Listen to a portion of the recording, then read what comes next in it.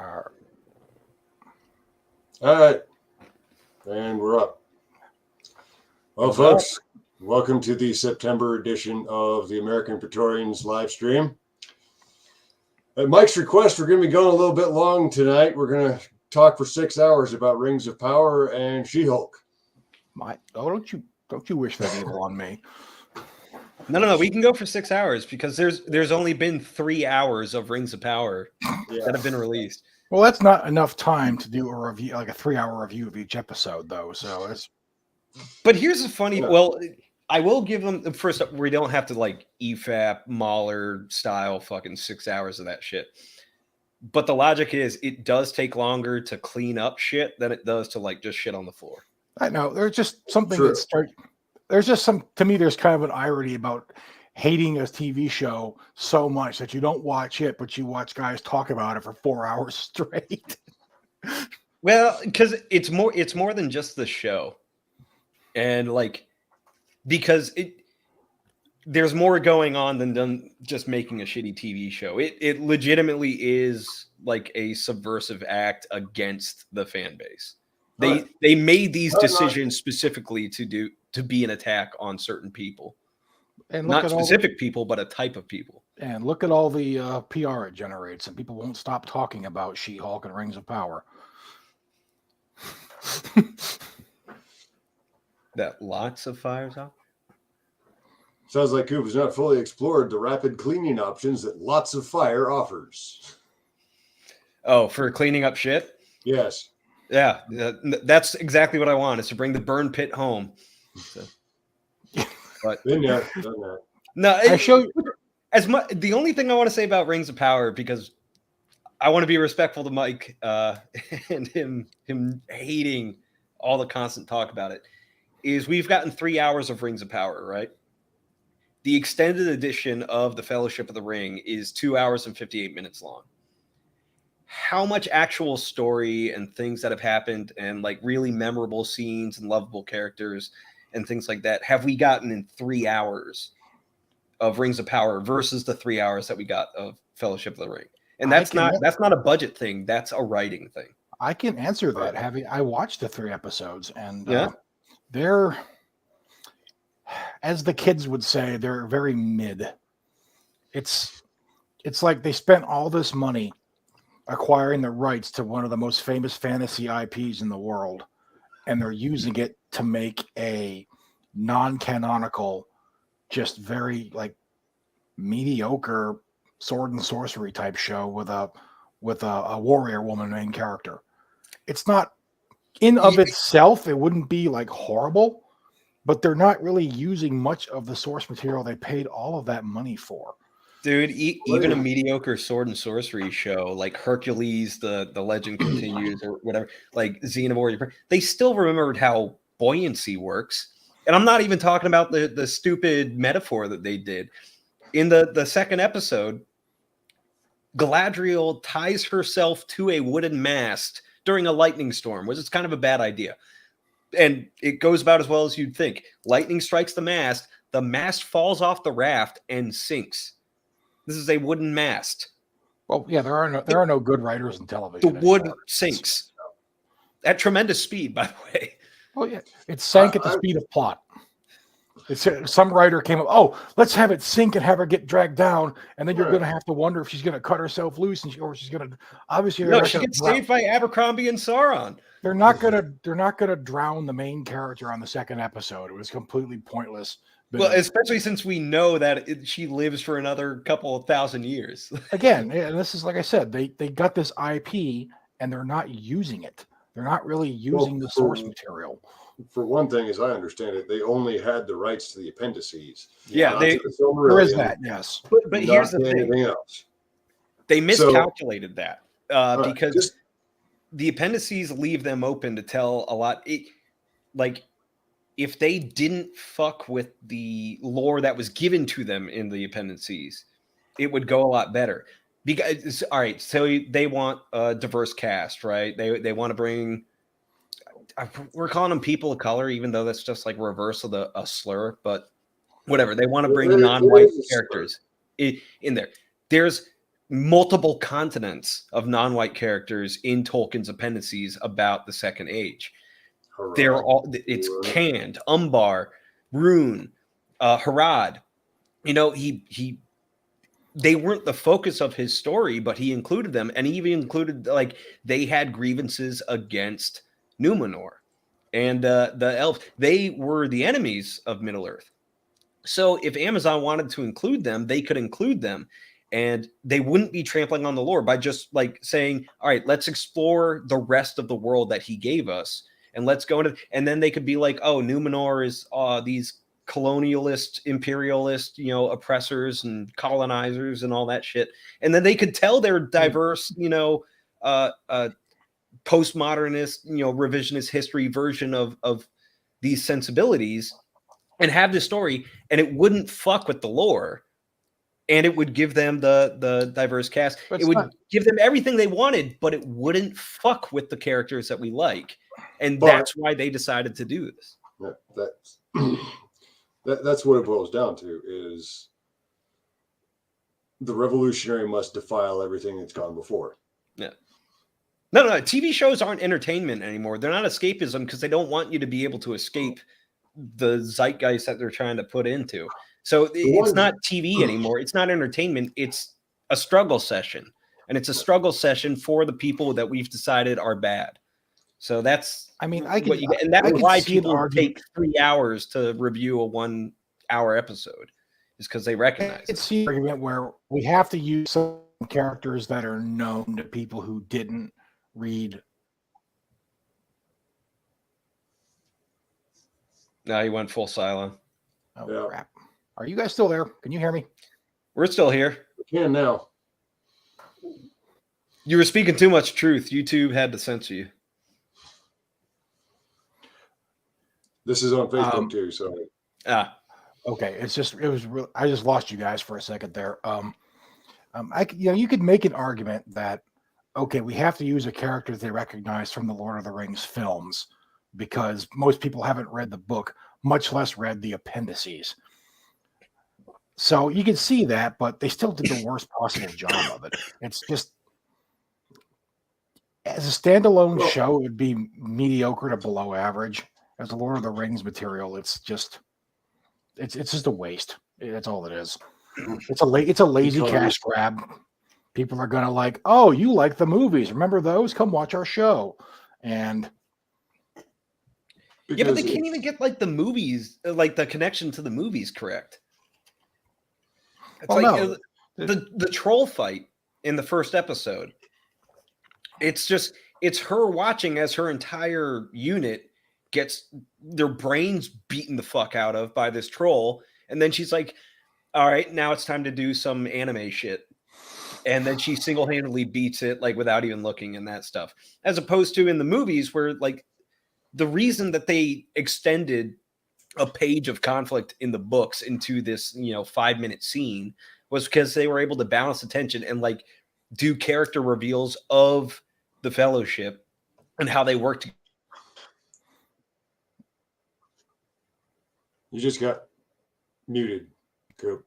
How they approach this problem together and work together, and the stakes, because like you're worried that Frodo's been hit or that the Fellowship is in a tense situation. That's why that scene is there, and that's why it's extended. And it takes the efforts of all 9 of them to take down this troll. In this episode, it's like a 5-second, CGI anime scene. Yeah, but in the third, to show that Galadriel's badass. In the third movie, they had Legolas drop an entire elephant by himself too. So Peter Jackson's also guilty of that. Peter Jackson is not without sin. That's for sure.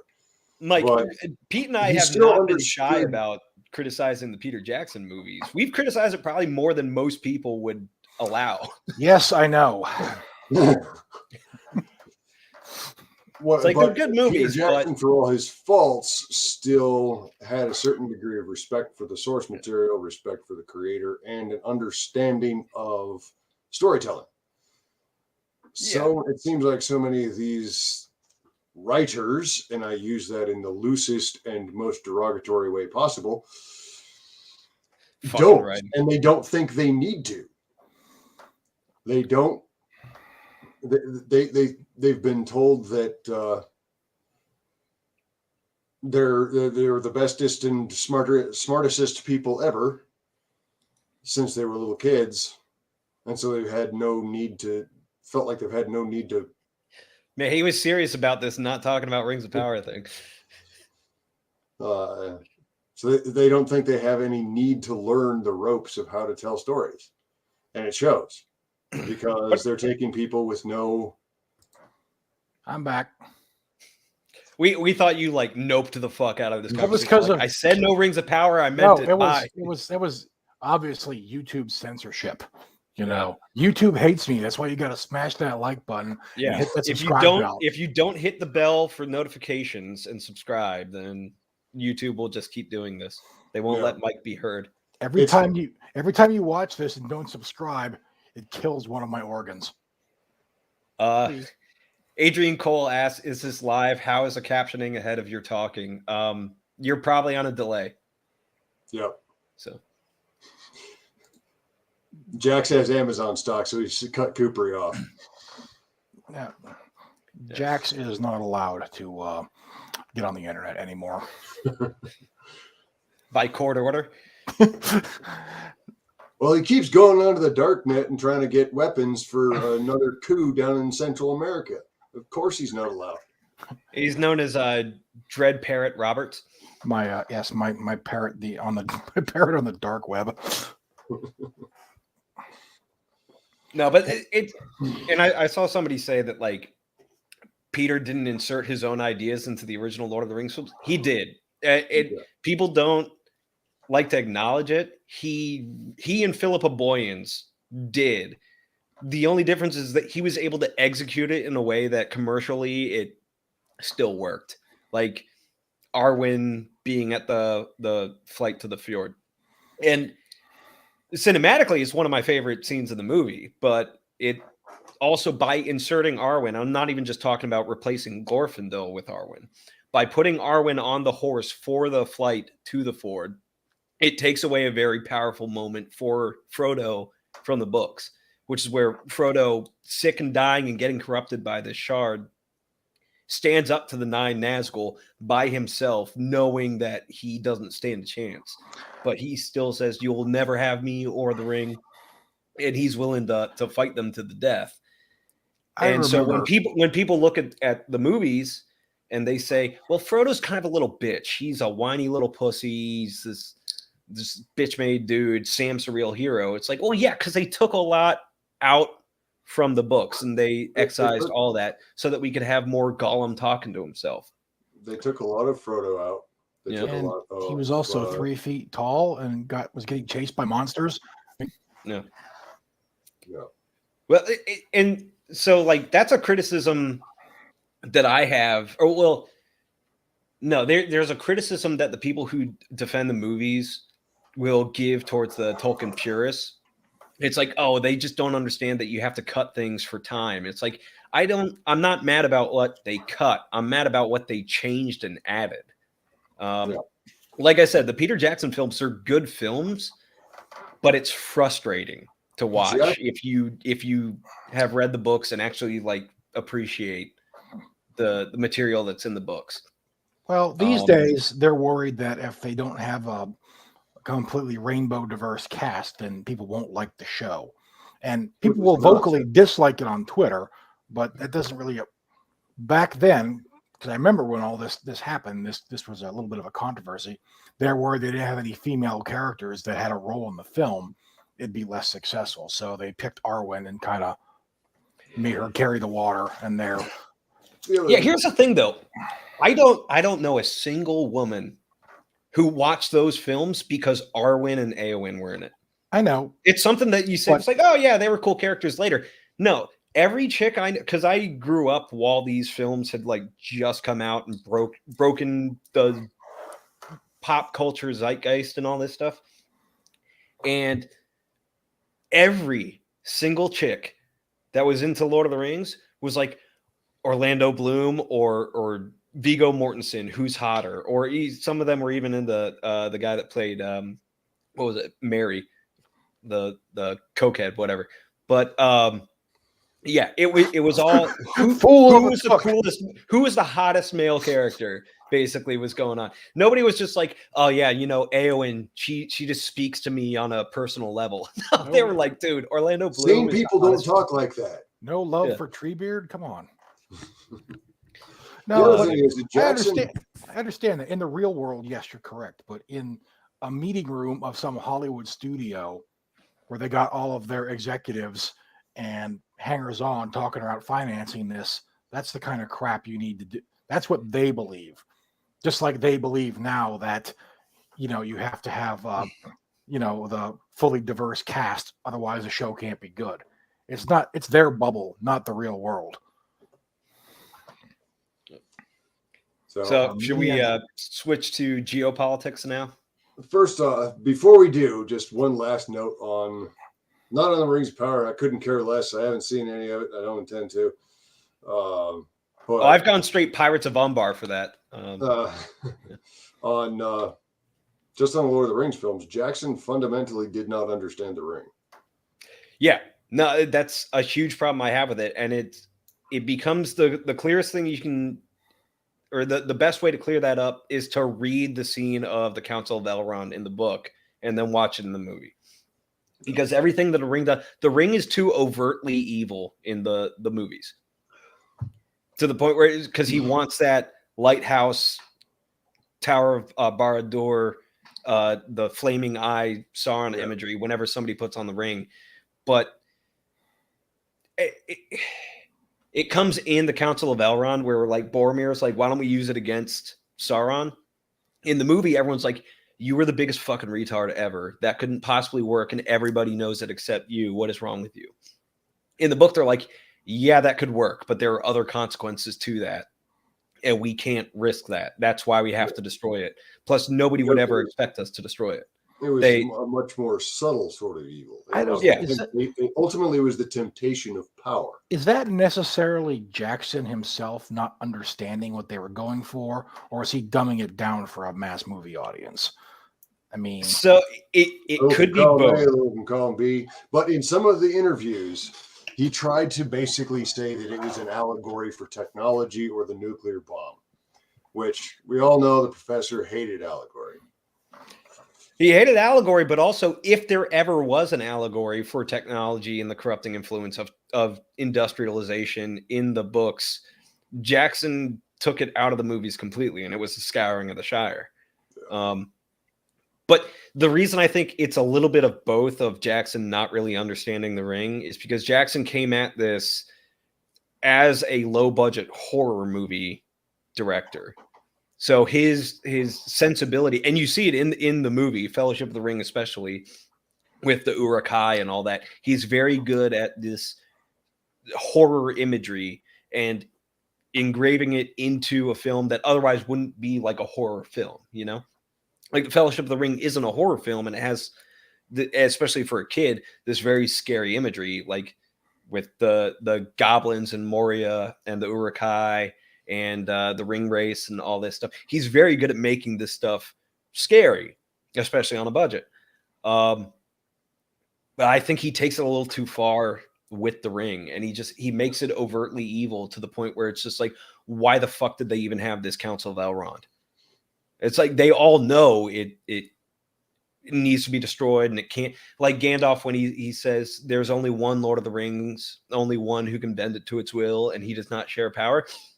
It's a cool movie line, but it goes against the nature of the ring, which is to slowly corrupt you, because it's like Pete said, it's the temptation of power, and it never manifests itself as something that would scare you away from it.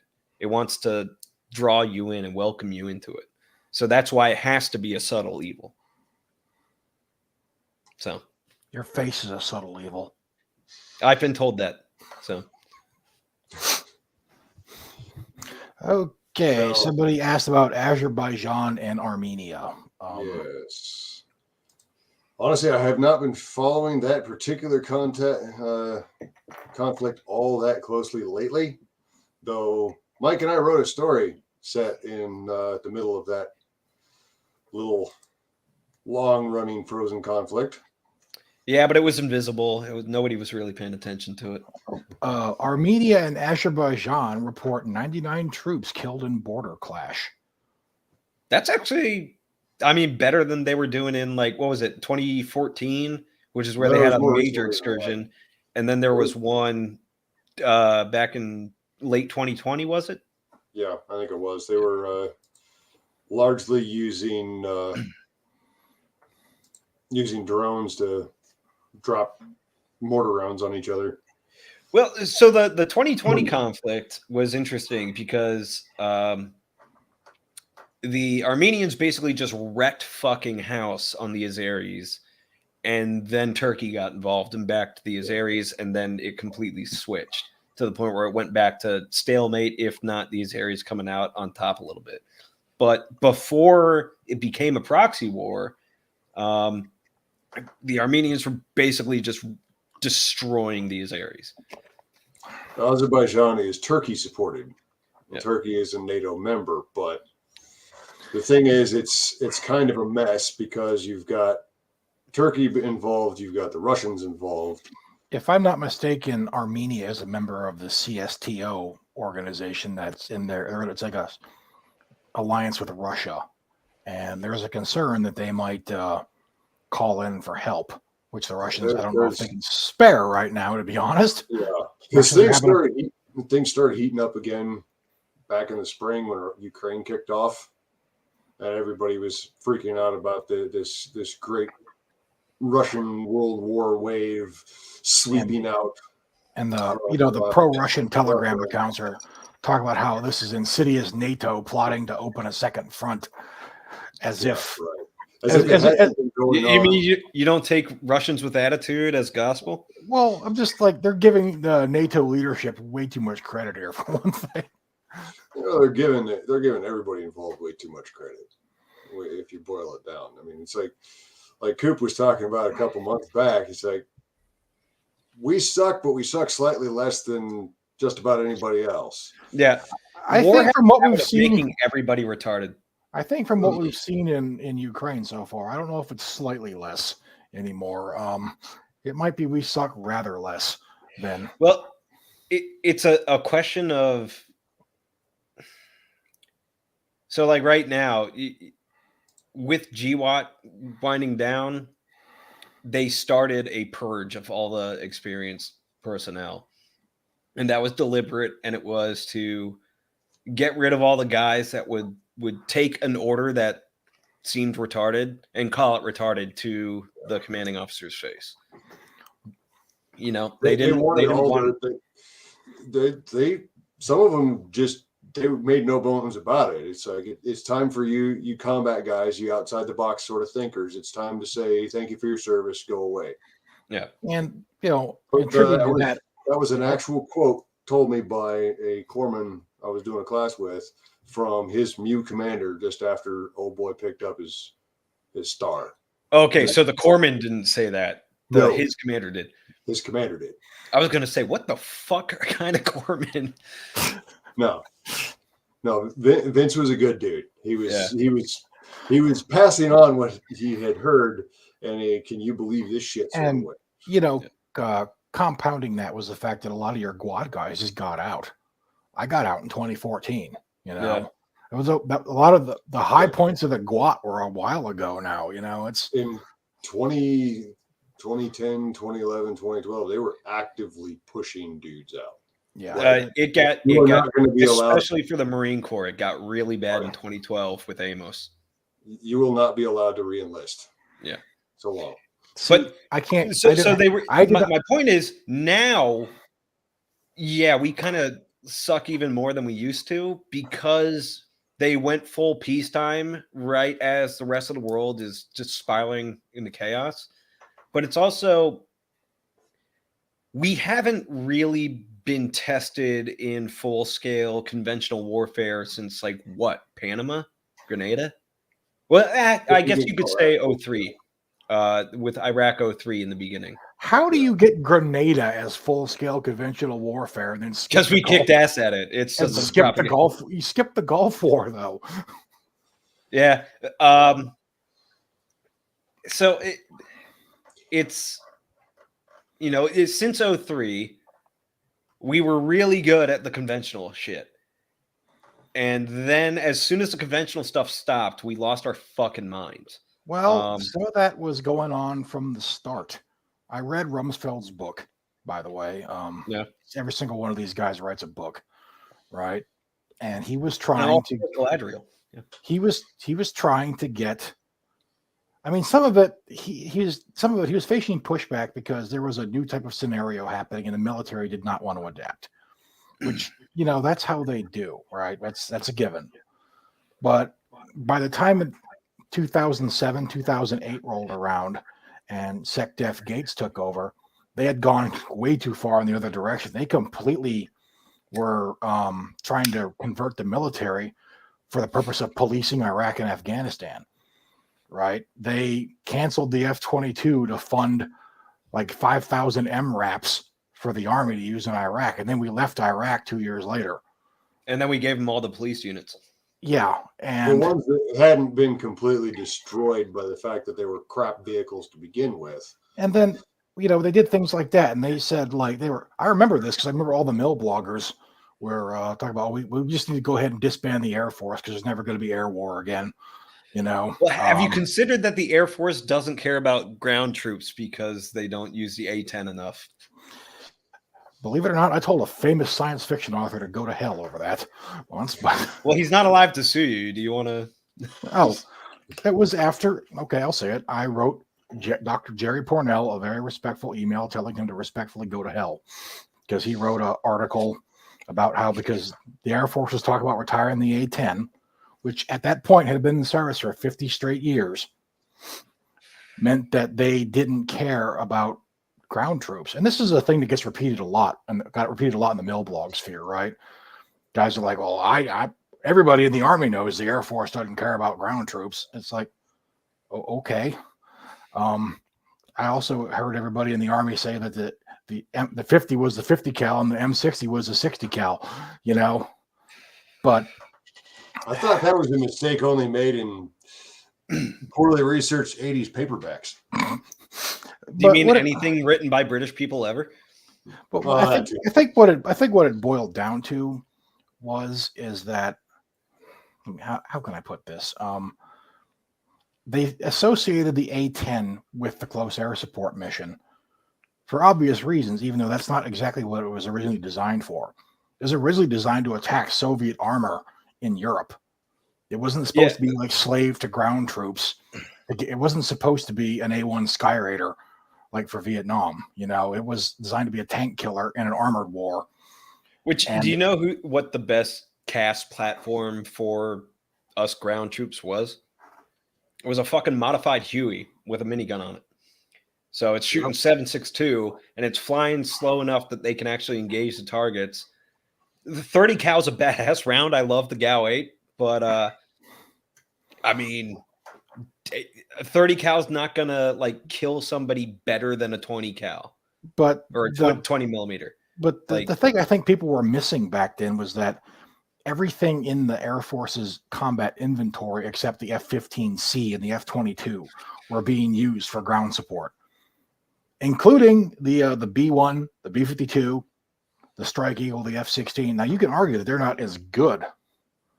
They're not as good as this mission as the other jets, but they were still doing it. And one of the Secretary of the Air Force even brought this up at the F-35 debate. Like, how come the Marines can do close air support with the F-35 and we can't? And nobody had a good answer for that. Because the Marines do shit with bad equipment that it's not supposed to do all the fucking time. You talk about how you're getting leftovers with bad equipment, which you're getting your fifth generation stealth fighter specifically designed for the Marine Corps at great cost to the program. Yeah, that's because we suck the Navy's dick about it.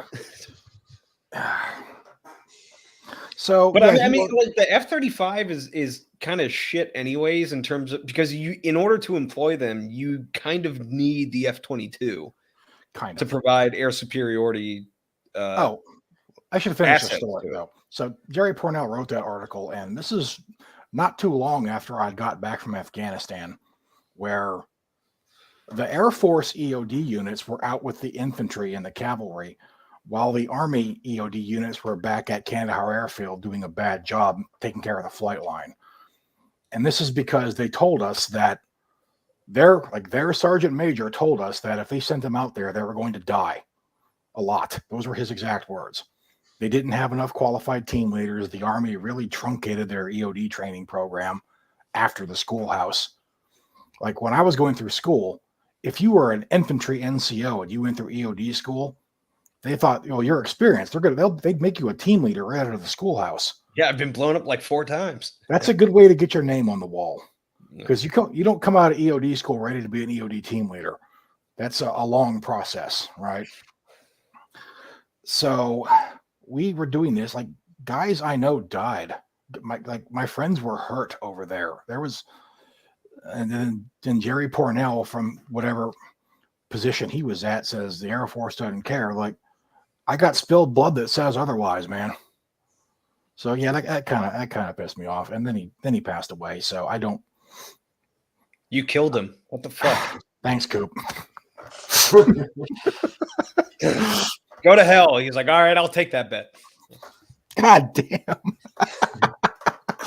No, Jerry, if Jerry is in hell, then he is wearing the Doom Guy armor and he's just cutting through fucking imps. And the thing is, I actually really liked Jerry Pournelle, and I liked his writing and I liked his blog, but he and I had a difference of opinion over that. So everybody has those sorts of things. Getting to the fixation, it's something I've noticed not only just in the military, but in a sort of political or security context all around, is a lot of people, particularly the more expertise they have in a particular area, whether it's Iran or Russia or China, but they always insist, okay, this is the threat. Anything else is a distraction or a diversion. Probably a diversion being thrown at you by the threat. And it's like, that's not the way the world works, folks. Yeah.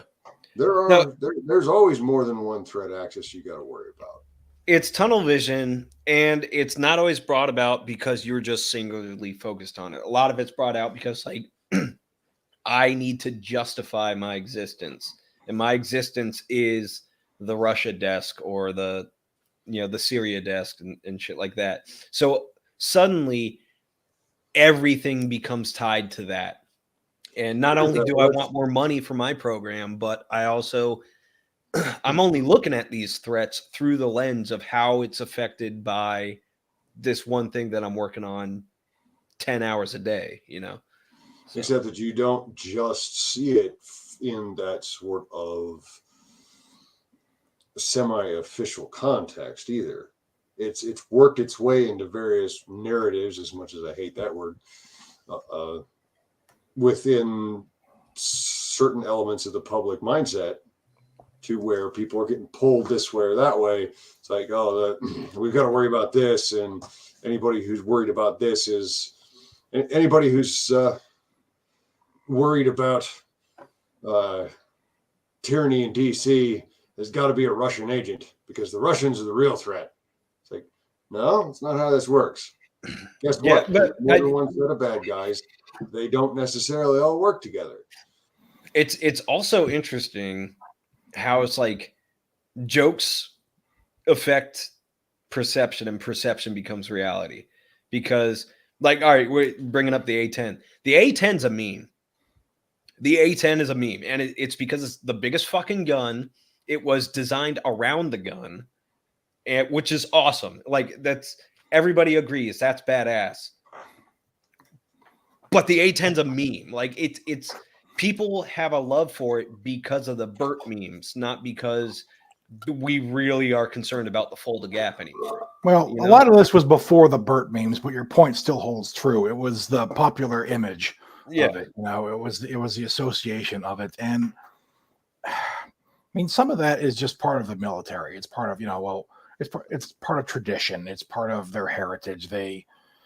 That's why we have fighter squadrons in the Air Force they have the most random numbers that are not associated with their parent wing because they are World War II fighter squadrons that just been like that. That's why we have a lot of the ceremonial shit. But at a certain point, you got to stop being in love with a piece of hardware. It's a tool. And the problem is that the problem with the A-10 specifically is they're old and there is no building more of them. The last one rolled off the assembly line in 1984. Fairchild Republic doesn't exist anymore. So here's what I'm getting at. Because the Burt memes have become so not ubiquitous, but like popular amongst the military, whether you're ground forces or not. If you put a new air platform with 2 Vulcan 30 millimeter cannons on it, people would be like, fuck the A-10. Let's get this thing out there. And it doesn't matter that it's like you're still wasting 30 millimeter on fucking ground forces rather than armor. That reminds me of, there was a series of pulp novels I read when I was in high school called the Wingman series, a post-apocalyptic air combat thing with all kinds of crazy Mad Max fighter jets. They had several of the books, they converted a C-5 to a gunship. Yeah. Like an AC-130. It had like multiple A-10 Avenger cannons poking out the left side. I don't think that would work. I think the engines would hang down out of the way, because the wings droop down, but it was just so over the top and absurd. It was hilarious. Was it as over the top as the Dale Brown B-52 converted into I want to say fortress? The EB-52 The EB-52I Mega Fortress was much, much more realistic than anything in the Wingman series. Let me put it this way. So I'm sending this in the private chat. Pete, if you want to put this on screen, you by all means, please do. Oh, please do. But I have yet to see a concept as absolutely over the top and bonkers as the Texas-Israeli War, 1999, which got the Wikipedia article for it is just absolutely insane, as well as the cover where you have like these Apache horse riding warriors going up against this giant laser tank with the Star of David painted on it. But the backstory is fucking amazing. Basically, in 1983, the nations of the world agree to the Oslo disarmament, severely limiting the size of nuclear arsenals. However, this led to a proliferation of biological and chemical weapons. By the early 1990s, a fanatical Irish nationalist government had declared war on the UK, conquered Northern Ireland, and expelled the Protestants from that region. In August 1992, Irish commandos introduced LSD to the water supply of much of the UK. Under the influence of the drug, the Prime Minister and Parliament ordered the use of nuclear weapons against Ireland and her allies, South Africa, and China. The Commonwealth backed the UK in the emerging World War III, and the United States joins the British side after Chinese missiles targeting the Canadian Great Plains struck inside the U.S. By this time, the widespread biological warfare was in effect, with missile-borne pathogens targeting both agriculture and human populations. 1 week after the beginning of the war, China invaded the Soviet Union. Israel remained the only major neutral great power. Wishful thinking. By the end of 1992, half of the world's population was dead. 90% had perished from the plague and famine by 1994. Later, Texas declared independence from the United States as the Second Republic of Texas. Due to Texas' large oil reserves and refineries, its recovery was an important strategic objective. During negotiations in Oklahoma City, U.S. President Clairwood was kidnapped by the Texas Rangers and held captive in Texas, while the United States languished under heavy-handed but ineffective leadership of Vice President William Mallow.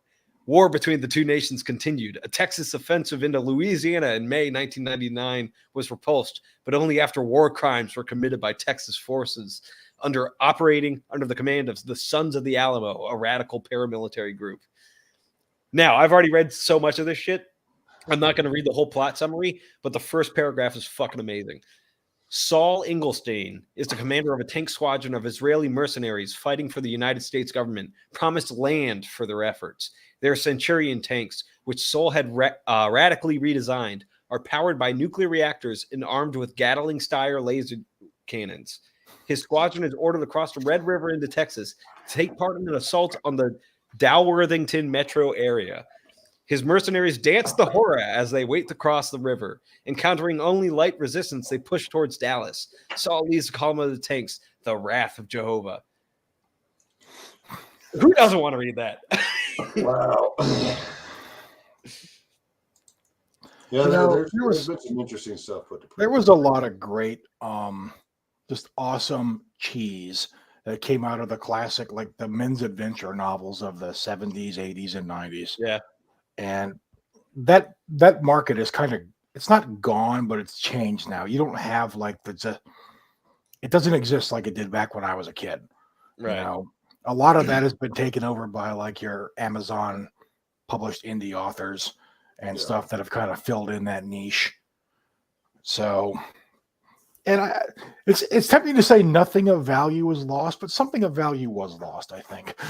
Yeah. No, the sense of cocaine and fuck you-itude. Like, yes, fuck it. Whatever sounds cool, I'm going to fucking put in this book. Yes. And I've taken up some of that flag. I've tried to anyway with the Blackheart series. It's not quite as bonkers as some of the stuff that came out in the 80s. Part of the features of that, you know, all the older men's adventure, you know, the men's adventure genre was that some of them were they weren't very in depth. Some of them weren't very well written. Some of them weren't very well edited, and they just had a lot of sex and violence. You know, the Wingman novels that I read in high school, they had to have a minimum of 2 sex scenes per book, according to the editor. Well, I mean, so like novels were a lot like the movies at the time, where they were just going straight with like the canon films idea. I was just like, we'll pick a title first and then write the book second, and we'll have the cover already done by the time like the first draft's finished, because we just want to get this out there, and just whatever sounds cool, we'll fucking do it because somebody's gonna like it and somebody's gonna buy it. And if it's a hit, great. It pays for the 8 that weren't, you know? Yeah, pretty much. And, you know, back in the day before there were ebook readers and all that, people would buy inexpensive novels to read them real quick while they were traveling or just as something to do on their lunch break. Well, yeah, that's why pulps are pulps. Yeah, in their original iteration, they were made on real fucking cheap paper that you were supposed to buy it, read it, and then throw it away after you were done. As I understand it, too, that's one of the reasons that pulp novels were originally so short, is it was not economical to produce thicker books. With the binding that would have been required would have been too expensive for the market they were aiming for. So that's why they were all like 50, 60, and 80,000 words tops. But the 500,000 word doorstopper is kind of a reaction in the opposite direction. Those didn't come along till the 70s, I don't think. I want to say. Yeah. Well, even in the 70s, you had a couple of the doorstopper fantasies, but in terms of like everybody doing this shit now, especially with like KDP and the indie market really taking off in the last couple of 10 years, it's come around mainly in like a reaction to Game of Thrones. It's because Game of Thrones was popular, so everybody went and read the Song of Ice and Fire, and those are doorstopper novels because George R.R. Martin wanted to emulate J.R.R. Tolkien. And he also was doing well enough where editors wouldn't tell him no.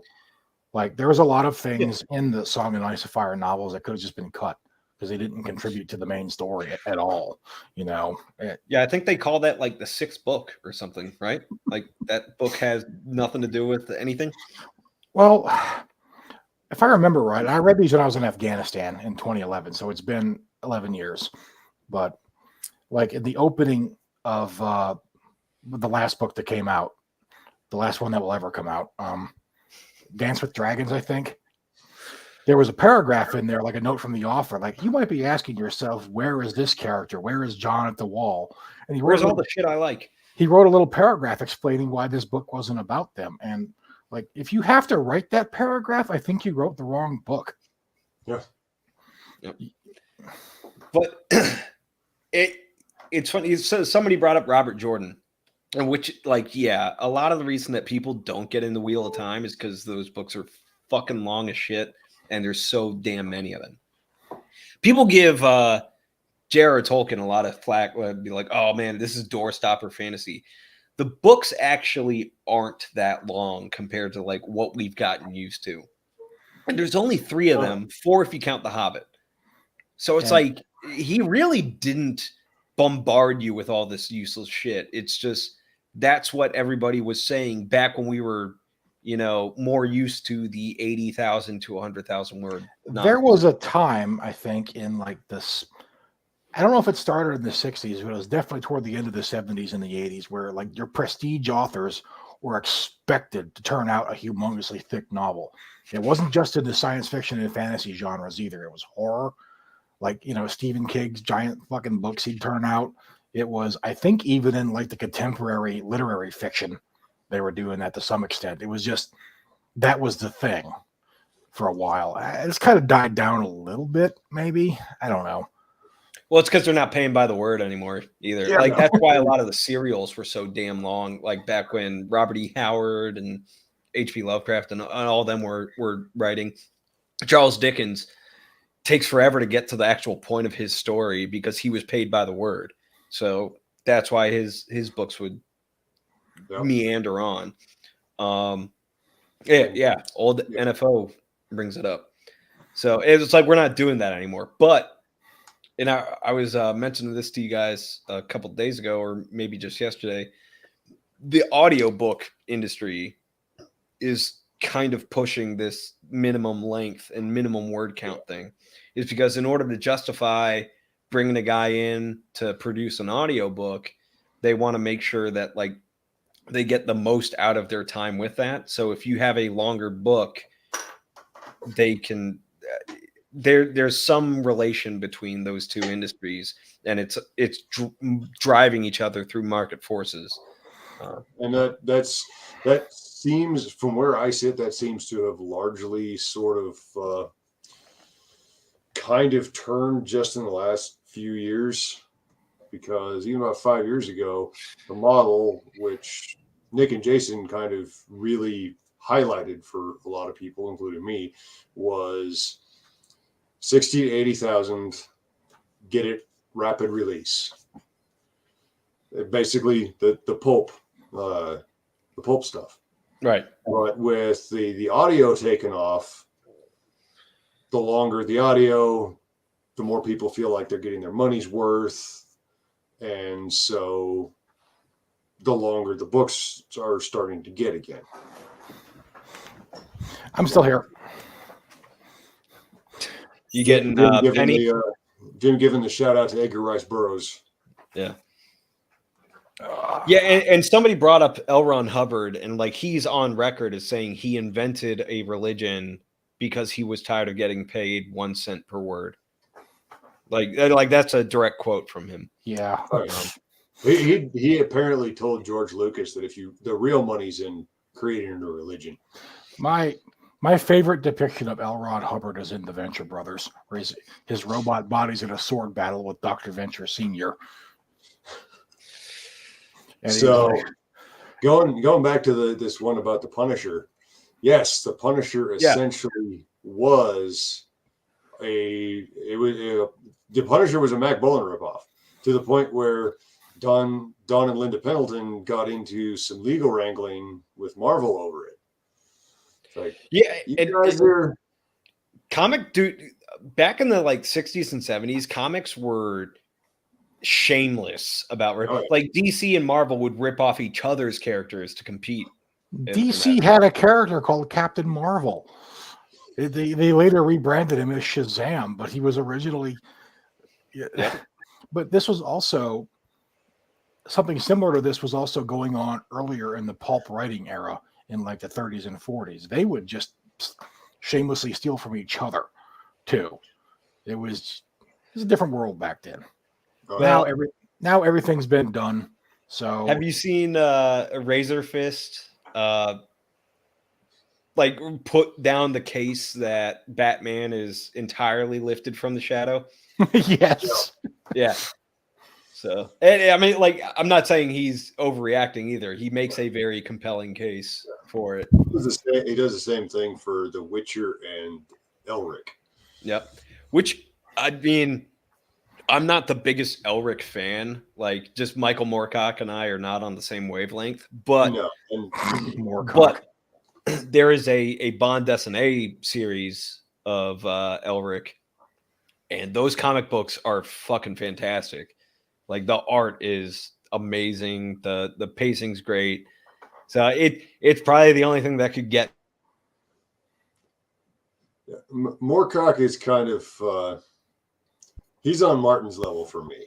Well, Moorcock's a fucking 60s drug-addled hippie. I mean, that's and he and I are not going to jive. I don't imagine you're going to be much different. So, Just the little bit of like his essay about Tolkien was enough. It's like, nope, yeah, nope, we're already done.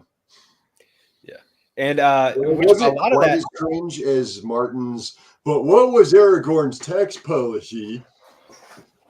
But it was still pretty cringe. Yeah. Well, I'm assuming it was like probably every other large medieval kingdom where it was whatever they did. Like, who cares? It's after the end of the story. What? But it's also, it's like Tolkien wasn't as archetypal as everybody likes to paint him as, because it's left out of the movies, obviously, but in the books, Aragorn has to prove himself to the people in order to be named king. Like, yeah, he's got the bloodline and the pedigree, but Gondor still needs to accept him in order before he even enters Minas Tirith. And he has to do that by, like saving them during the battle at Pelennor Fields, but also healing the sick and wounded. And it's not this I'm claiming my birthright thing. It's the people have to accept me and the way that I'm going to lead before I can take this from them. That healing the sick and wounded was actually one of the signs that they were looking for. The king has the hands of a healer. Like, yeah. It wasn't just Gondor has no king, Gondor needs no king. It's like anybody who's ever claimed this has not matched up to prophecy and our way of doing things. So, well, now I'm imagining a mashup of that scene with Denethor and that Monty Python skit. Who elected you? Dude, to bring it back to what we originally opened on, one of the biggest things I really that grinds my gears about the Peter Jackson films is just how dirty they did Gondor, and the race of men in particular, is because Tolkien was very adamant that's like, yeah, men are the most easily corrupted, but they also have these good qualities, which is why Morgoth and Sauron go out of their way to corrupt them. They are the bravest. They are the strongest. Despite all the anime shit that Legolas does in Caradhras on the pass, Legolas is not affected by the snow, but he's still not strong enough to help the rest of the Fellowship get through there. And then him and Gimli are saying, it's like, yeah, this mountain has no love for dwarves and elves. And Boromir is just like picking up two hobbits and trudging through the snow. He's like, well, luckily you have men with you. And they're like, fuck yeah, thank God. And the men really are the most physically powerful race in Middle Earth, and they are the bravest and they are the most courageous, and they will go up against Sauron when all hope seems lost, whereas the elves will get very like depressed about, how things are going with them. To And it's answer only the very wisest of elves like Galadriel and Elrond who see the wisdom in that way. And they say, like, let's not lose hope when we have these shadows of these old alliances. So to answer the question that was on the screen, I think compared to what they do now, at least for Britain, strange women distributing swords would probably be a better way of choosing a king than. The Fable of John here says it can be hard to write politics and fantasy and not screw it up because you need to actually know enough history to understand how a society because most fantasy is based on either classical civilizations or medieval civilization. Understanding how those civilizations think, which is not the same as most people think today, is is how you can construct a believable sort of political environment in that sort of a story. And our culture is in a lot of ways a product of everything that's transpired since ancient times and also our technology. You can't just take like something with modern sensibilities and just drop it into like a fantasy setting. Which is what these retards keep trying to do. And I've seen a couple efforts at that, like Forgotten Realms. And there's a reason that ancient societies weren't like that. Yeah. There are things that had to happen for us to get from there to here that don't necessarily work the other way. Yeah, and what a lot of people, Wizards of the Coast hates this whole idea, but a lot of what modern writers don't want to do is recognize the profound impact and direction that Christianity has had on worldwide modern civilization, even in countries that aren't nominally Christian. Like Christianity through the British Empire has affected India on a scale that only Indians could really comprehend. So for 2,000 years, this was the driving force, and the church had just as much political power as the secular rulers, and there was this balance between the two and all that. When you take that sort of dance between the secular rulers and the religious authorities out, you're losing a lot of what we would even understand as like historically relevant. You're losing the entire worldview of the people, right? Because even if you're going back to the pagan eras like Greece, Rome, pre-Christian Scandinavia, the pre-Christian Celtic world, they still were not materialists. Yeah. There was a whole other world that had to be dealt with one way or another. Which one? Somebody said most wars are the result of religious differences. That's not actually true. It's usually fought between two different nations that have a different religion, or it's just not a point at all, where you have two nobles going against it and they're drafting from the people within their territory, but both people on the sides of the war are the same religion. I don't know if it'd be fair to say that most wars in human history are due to religious differences. It might be two nations going to war for resources, and the nations are different religions. Right, you might be able to do a lot of interesting recruiting by saying like, "Hey, our interpretation of God wants you to do this, and these people are heathens, so I think don't feel bad about it." But even then, that's not most wars. I think you have to keep in mind for something like that for most of human history, like the sense of nationhood was tied around your ethnicity and your religion and your ancient culture.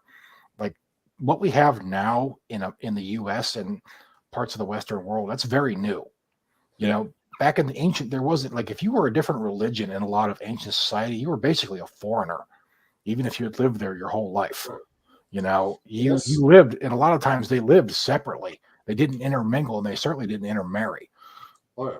And that was just the way it was, whether you like it or not. But sometimes to varying degrees. Like I'm working through Alan Eckert's The Frontiersman right now, the first of his Narratives of America series. And a lot of it's focused on the Ohio River Valley and the wars with the Shawnee. But getting into the Shawnee, he illustrates the adoption of a captured white teenager into the tribe, and he's being taught after he survives the gauntlet and is inducted into the tribe. Then he is basically told the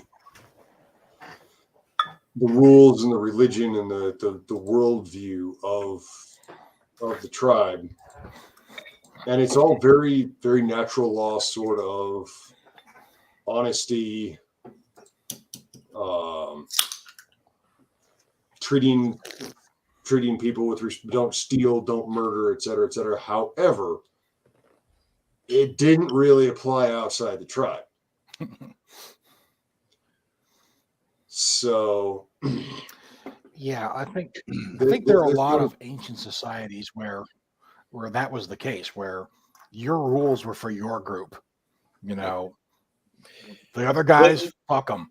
You know, that was the rise with the Jewish banker sort of stereotype, which that it's a stereotype now.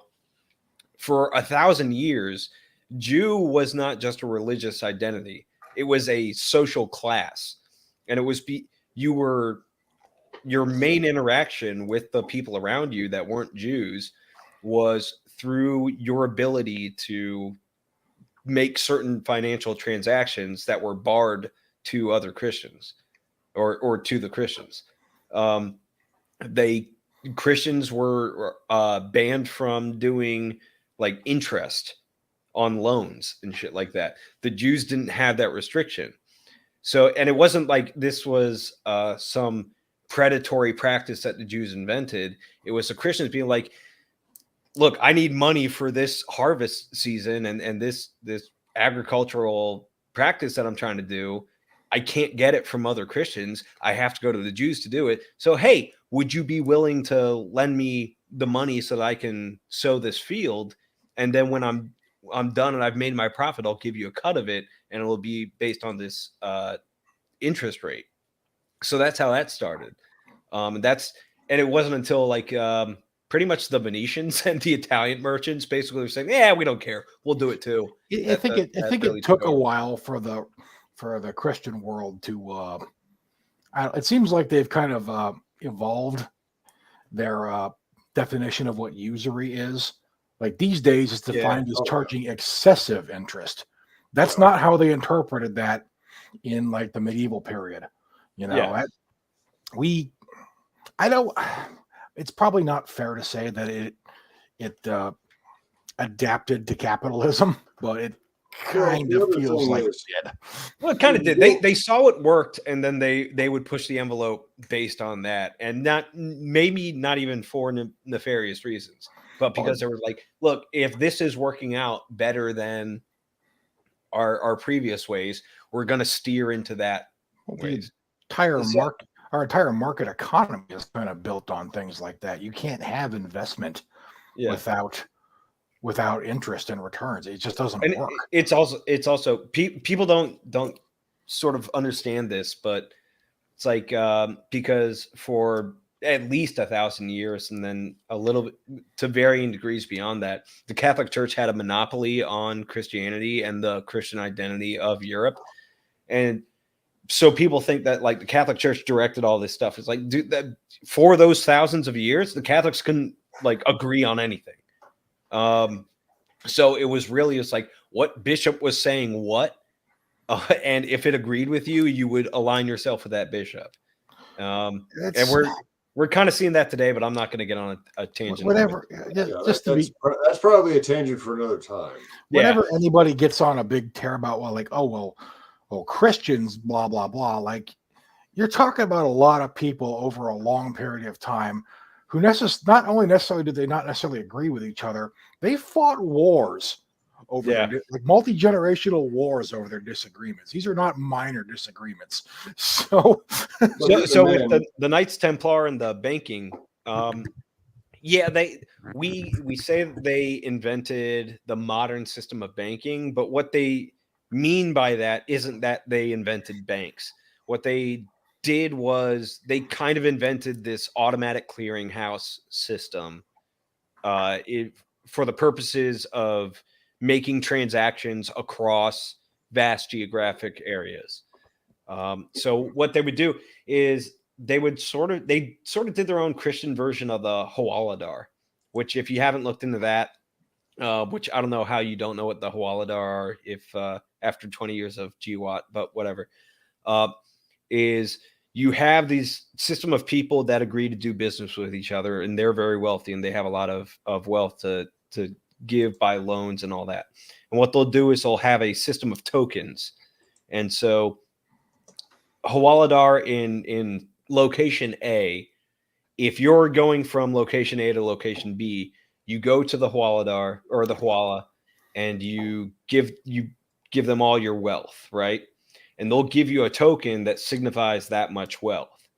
And there's an agreement that when you get to location B, you give that to the Hawala that's there at location B. And they get that token and they give you that wealth back. So you've been able to do this massive migration across hundreds of miles without having to carry an entire caravan of your shit, of your personal possessions and wealth. So once you get to location B, you get all your money back at a surcharge. Then, like once a year or once a decade or whatever they've agreed to, the Hawalas at location A and B will meet up and then square their books. So it's like a Hawala at location B has given this much money because they got a token from Hawala at location A. So that means that when they meet up, Hawala at location A is going to give that much money to them. And it's just a massive squaring of the books. That's the clearinghouse. That's actually a very ingenious system if you think about it, too. It is. But, I mean, like, what was your alternative? Well, it's something I'm kind of exploring something not exactly like that, but coming from a similar place in the space opera I'm working on now. You have an interstellar civilization, but your amount of instantaneous communication you have in this particular setting is limited, right? You don't have real-time banking between star systems, right? You don't have real-time communication, period.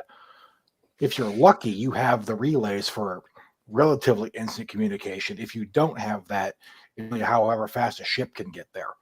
So our modern version of electronic banking can't work in a section like that, because how do you, like, if you bring a debit card from another planet, it's gonna be like trying to write an out-of-state check in the 60s. How are they going to verify the money is even there? Or like paying with Confederate money. How are they going to verify that it's real, right? So what I came up with is they have a hard currency that is made of extremely heavy metals.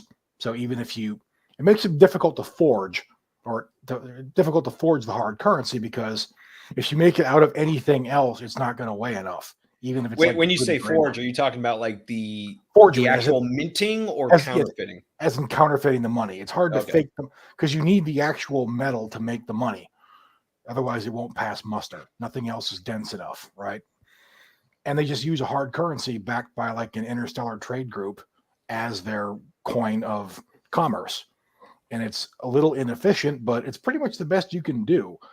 You can't really, you can't really do electronic banking if you don't have instantaneous back and forth communication between point A and point B. It'd be like, I don't know, maybe trying to use a debit card in a foreign country or something. Yeah, it's interesting. It's like we look into genres that take place in like the future and over vast distances, like space opera, where faster than light is the thing. And it's like, how would you control these vast interstellar empires and that stuff?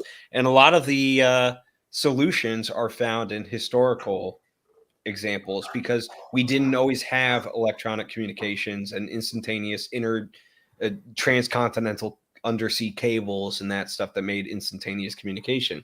So it's like, how did they manage their territories, and a lot of it was like regional changes. And the word bank comes from the bench, which is you would go to the town square and there would be a bench where money changers would be like, look, you just came from the Republic of Florence, now you're in Venice, we have a different currency, so exchange all your money, or at least the money that you're willing to spend here, for our currency. We'll charge a little bit of a surcharge, but you're getting most of it in the exchange rate. And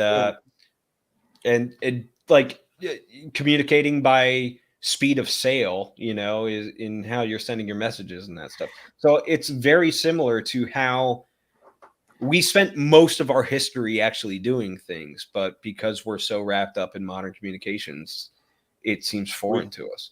And a lot of us don't quite realize, and I've tried to make this point before, particularly when it comes to political experiments and such. It's people think that there's something new under the sun, and there's not, because everything's been tried. It's always eventually failed, but most of it was tried about 2,500 years ago in Greece. And at most you can say, well, they didn't try it with the internet. But trying it with the internet is almost guaranteed to make it worse, in my That opinion. wasn't real Plato's Republic.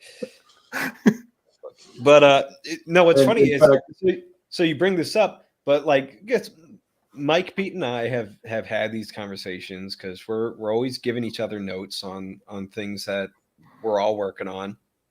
And so it's like Mike brought up an interesting point not too long ago. It's like, why the fuck are all these governments? They're always like either democratic republic, monarchy, or empire. It's like there's not this big variety of systems of government. Then you can only call it so many different things, like the directorate or the hegemony. My particular gripe was that there's a very limited number of names you can call it. I mean, yeah, you got republic, empire, confederation, commonwealth. But it goes back to what Pete just said, is that all these different systems were tried, and the ones that didn't work, we got rid of like thousands of years ago. And the ones that really sort of work nowadays is usually like some form of monarchy or an aristocracy or a republic. Like straight democracies don't fucking work. It's why there's no straight democracy on earth right now. I always bring that up whenever some pedant says that.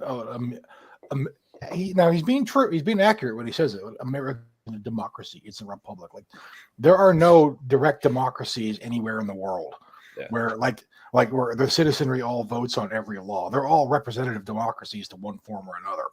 All a republic is the definition of a republic is very broad. It's basically a non-monarch government. But here's the funny thing is so I'm gonna reveal some of the back channel communications, but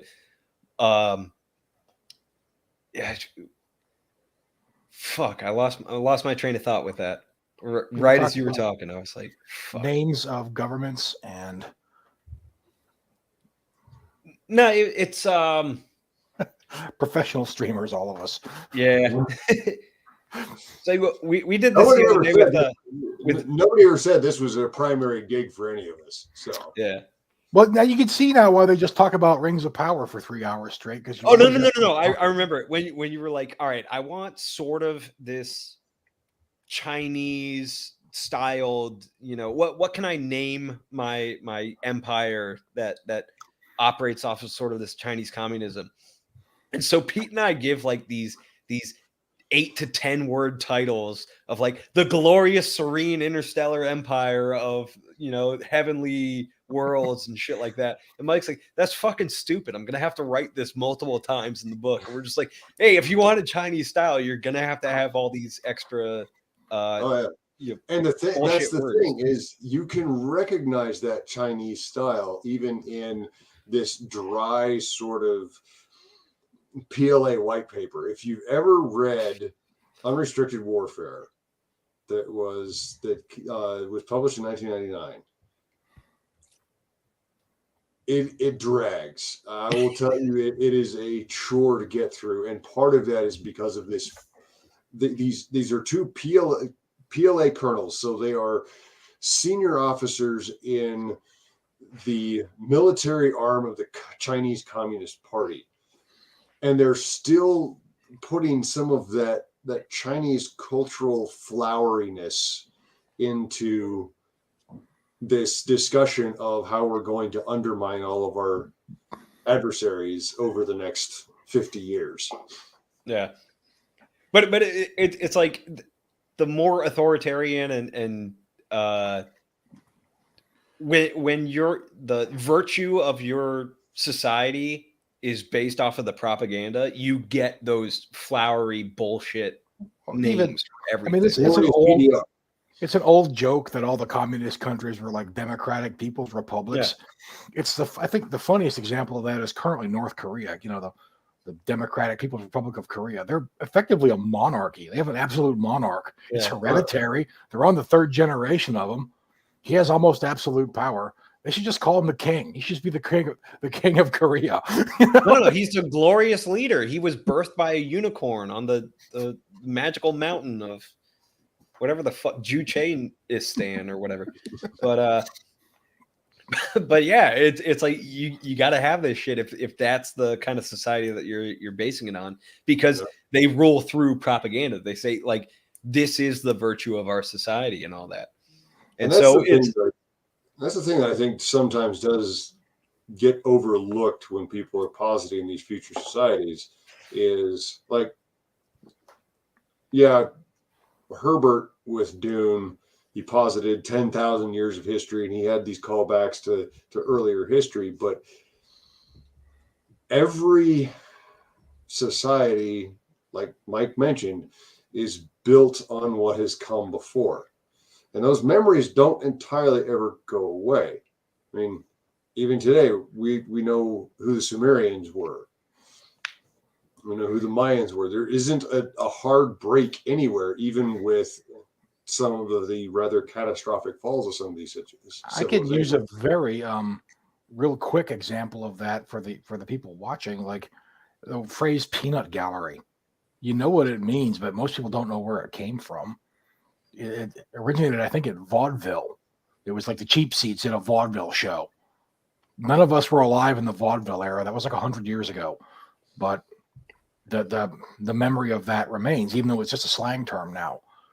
And I think that's going to be especially true in the future, because with electronic like information storage, information can be copied indefinitely for free. It's very hard to lose information completely. Like when you see these space operas or the distant future where they've lost the location of Earth, like how did you not like copy paste the coordinates?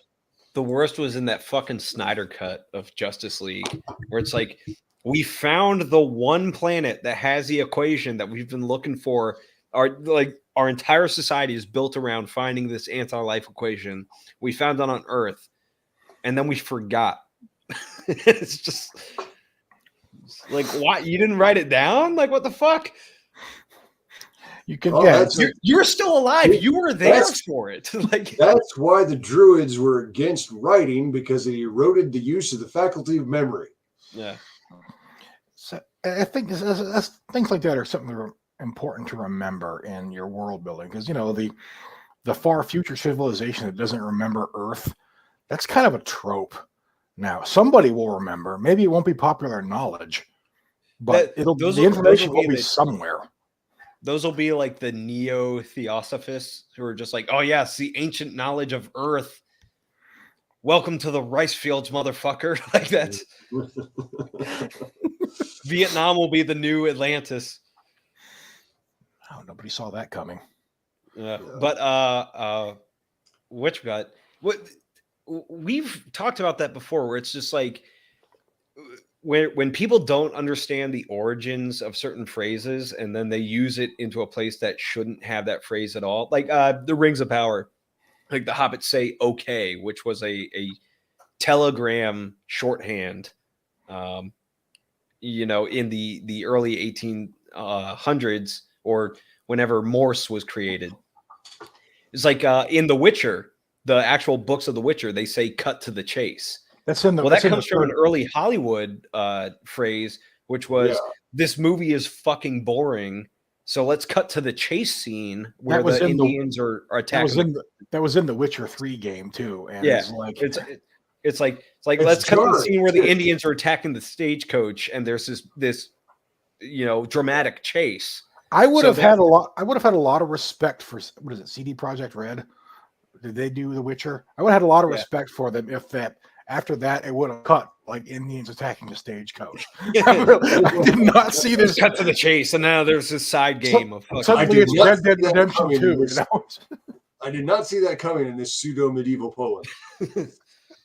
So, Leo, on this brought up. Yes, the leprosy of corruption had done all the damage by the time Alaric showed up. Alaric, however, as often as he is sort of depicted that way, was not a foreign invader. He was a general of auxiliaries. He sacked Rome because he was pissed that he was not going to be granted the title of Magister Militum. The sack of Rome by the Gothic auxiliaries was another Roman civil war. It was not a foreign invasion. Yeah, keep that in mind whenever you talk about like wanting a national divorce. Yeah. I was talking to some people about that today. It's guys, you think that if anyone out there is under the illusion that the collapse or dissolution of the United States just can be an exciting news event for you to tweet through, if you can't live without your Twitter account, you're not going to be able to make it through the collapse of the United States. Okay, because guess what? They're going to take you when the country breaks up. They're going to ban you from Twitter, guys. It's like I totally want to get on this subject, but before we do, I have to disagree with Leo. Rome didn't rot to death. It was canceled and replaced with Game of Thrones, and it was.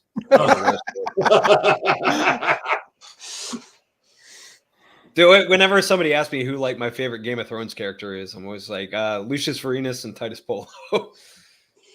The great thing about that was those two names were mentioned in the Gallic War. Caesar mentioned these two centurions, Pullus and Verino, who were constantly competing with each other, and the greatest soldiers he knew. Yeah. So they pulled those names directly out of Caesar's work. But did they have an ongoing? It made it so much more interesting in the show, though, because they made Titus Polo obviously a subordinate of Lucius Vorenus. Yeah, which was not the case in Caesar's memoirs. They were equals. Yeah, who, yeah. again, Lucius Vorenus was just as fucking like bloodthirsty and war junkie as Titus Polo, but it made for a better story in the series. Yeah.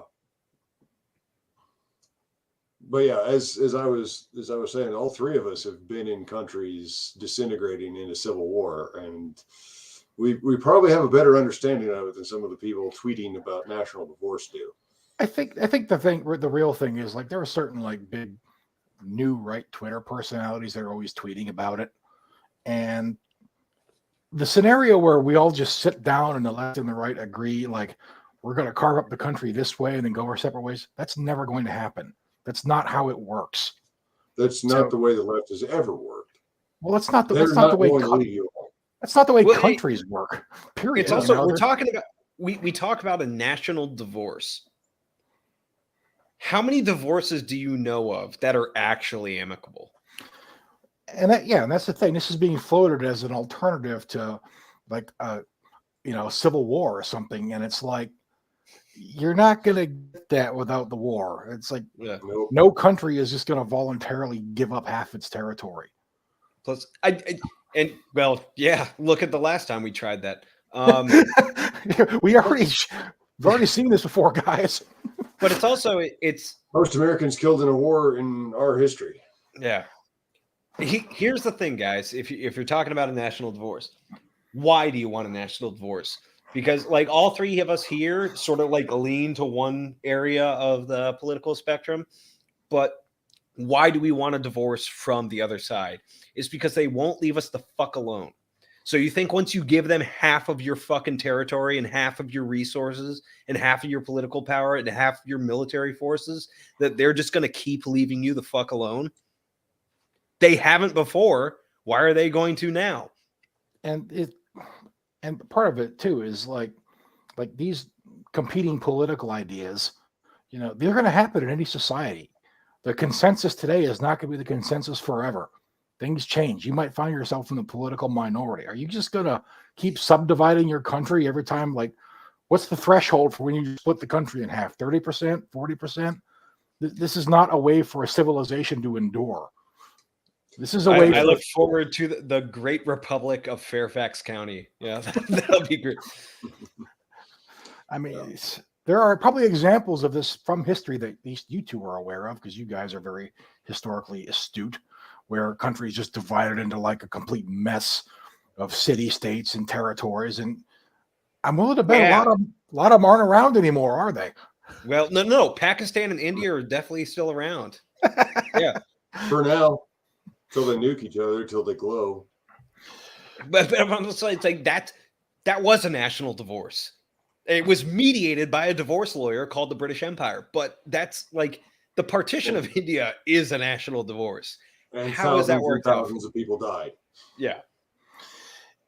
So, most of this is just your typical, like, these are like Twitter edgelords who are just telling their gullible audiences what they want to hear. Like, it goes back to what we were saying about like the media attacks on their own fans. It's like they say this because they thrive off of this engagement and things like that. Political commentators are the same shit. That's Twitter's whole business model on top of everything else. That's, you say something controversial and then you get retweeted and quoted and shared, and people call you names, and that's engagement. As opposed to Facebook, where I just get banned. That's engagement. That's just playing the game. Yeah. And I can't begrudge people to hustle too much, but no amount of tweeting is going to you're not going to get a new country through tweeting. If you want a new nation somewhere on this earth, you're going to have to pick up a weapon and fight for it. And I feel like a lot of these guys aren't ready for that. Very few people really are. Here's the thing, though. As much as I like the Ender's Game, like Orson Scott Card's Ender's series, he really did do like some guy became the world emperor through blog posts. I never got past that partway through the second book, so I couldn't. The only good books are Ender's Game and Ender's Shadow. And it really is just because like you get all the tactical sort of war shit that you like.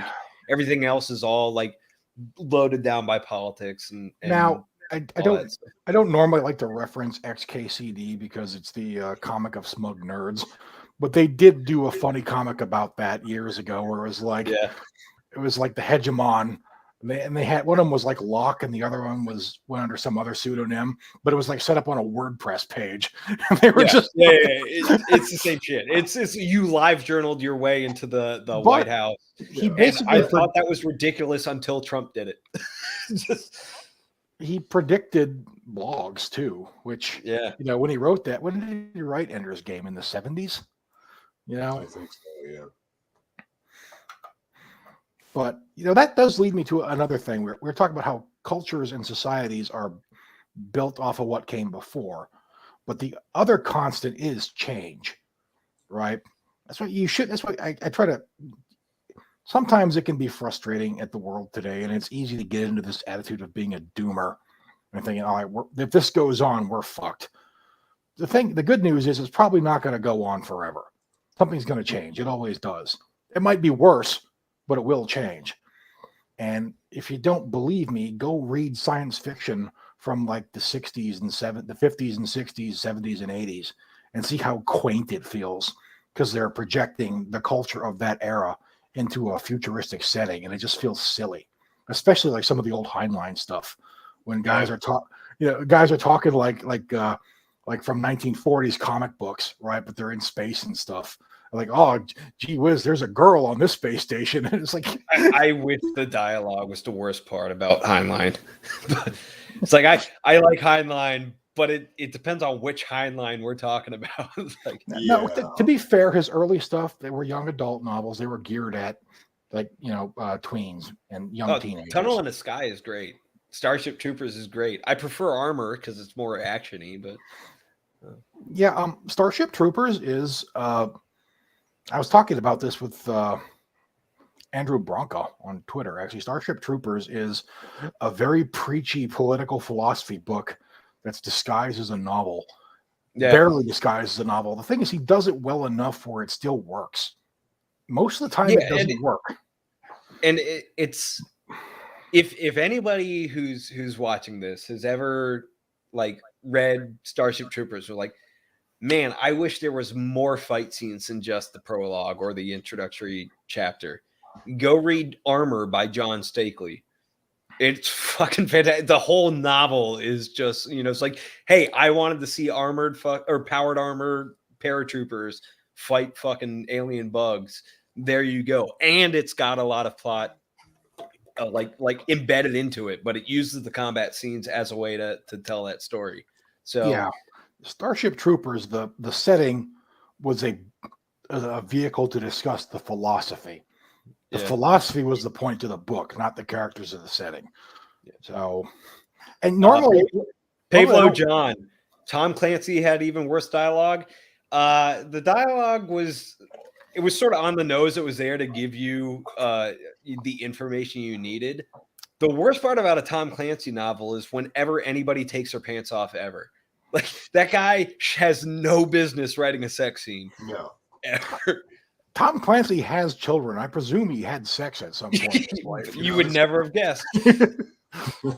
This is how humans reproduce, right? I'm surprised none of his characters prayed the babe sculpture. To be honest, I'll say this as a professional author. If your novel doesn't absolutely need a sex scene, don't put one in there. Because it's real hard to write one where you're not going to feel like cringing if somebody reads it aloud to you. So, but here's the thing: most of the sex scenes that are necessary can be skipped anyways. Like, unless it's like an assassin sneaking into the room of somebody while they're in the act of fucking and killing them while they're doing that, and then they have to kill the other person too. Like, there's really no reason to include it. Now, I mean, that's a matter of taste, and I understand that, but I just you see it done badly more often than you see it done well.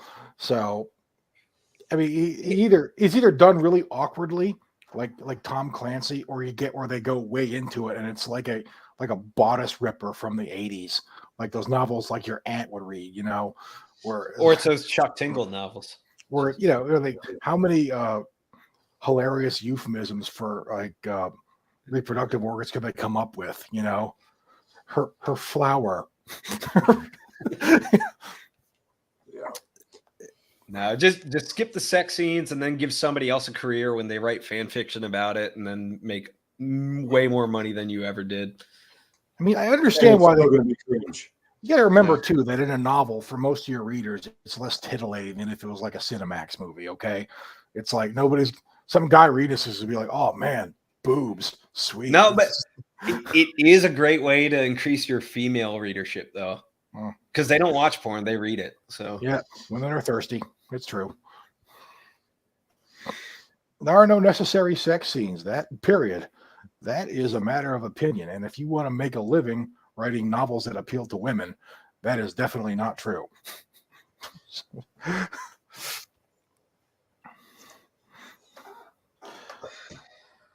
Oh my God, Coop disappeared.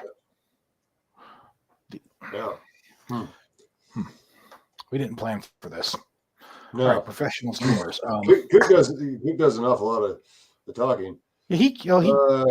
Clancy. So, actually, getting back to Clancy and leaving aside the poor attempts at smut. Yeah. Honestly, I think the one that finally killed me on Clancy was Teeth of the Tiger. I didn't get that far in the series.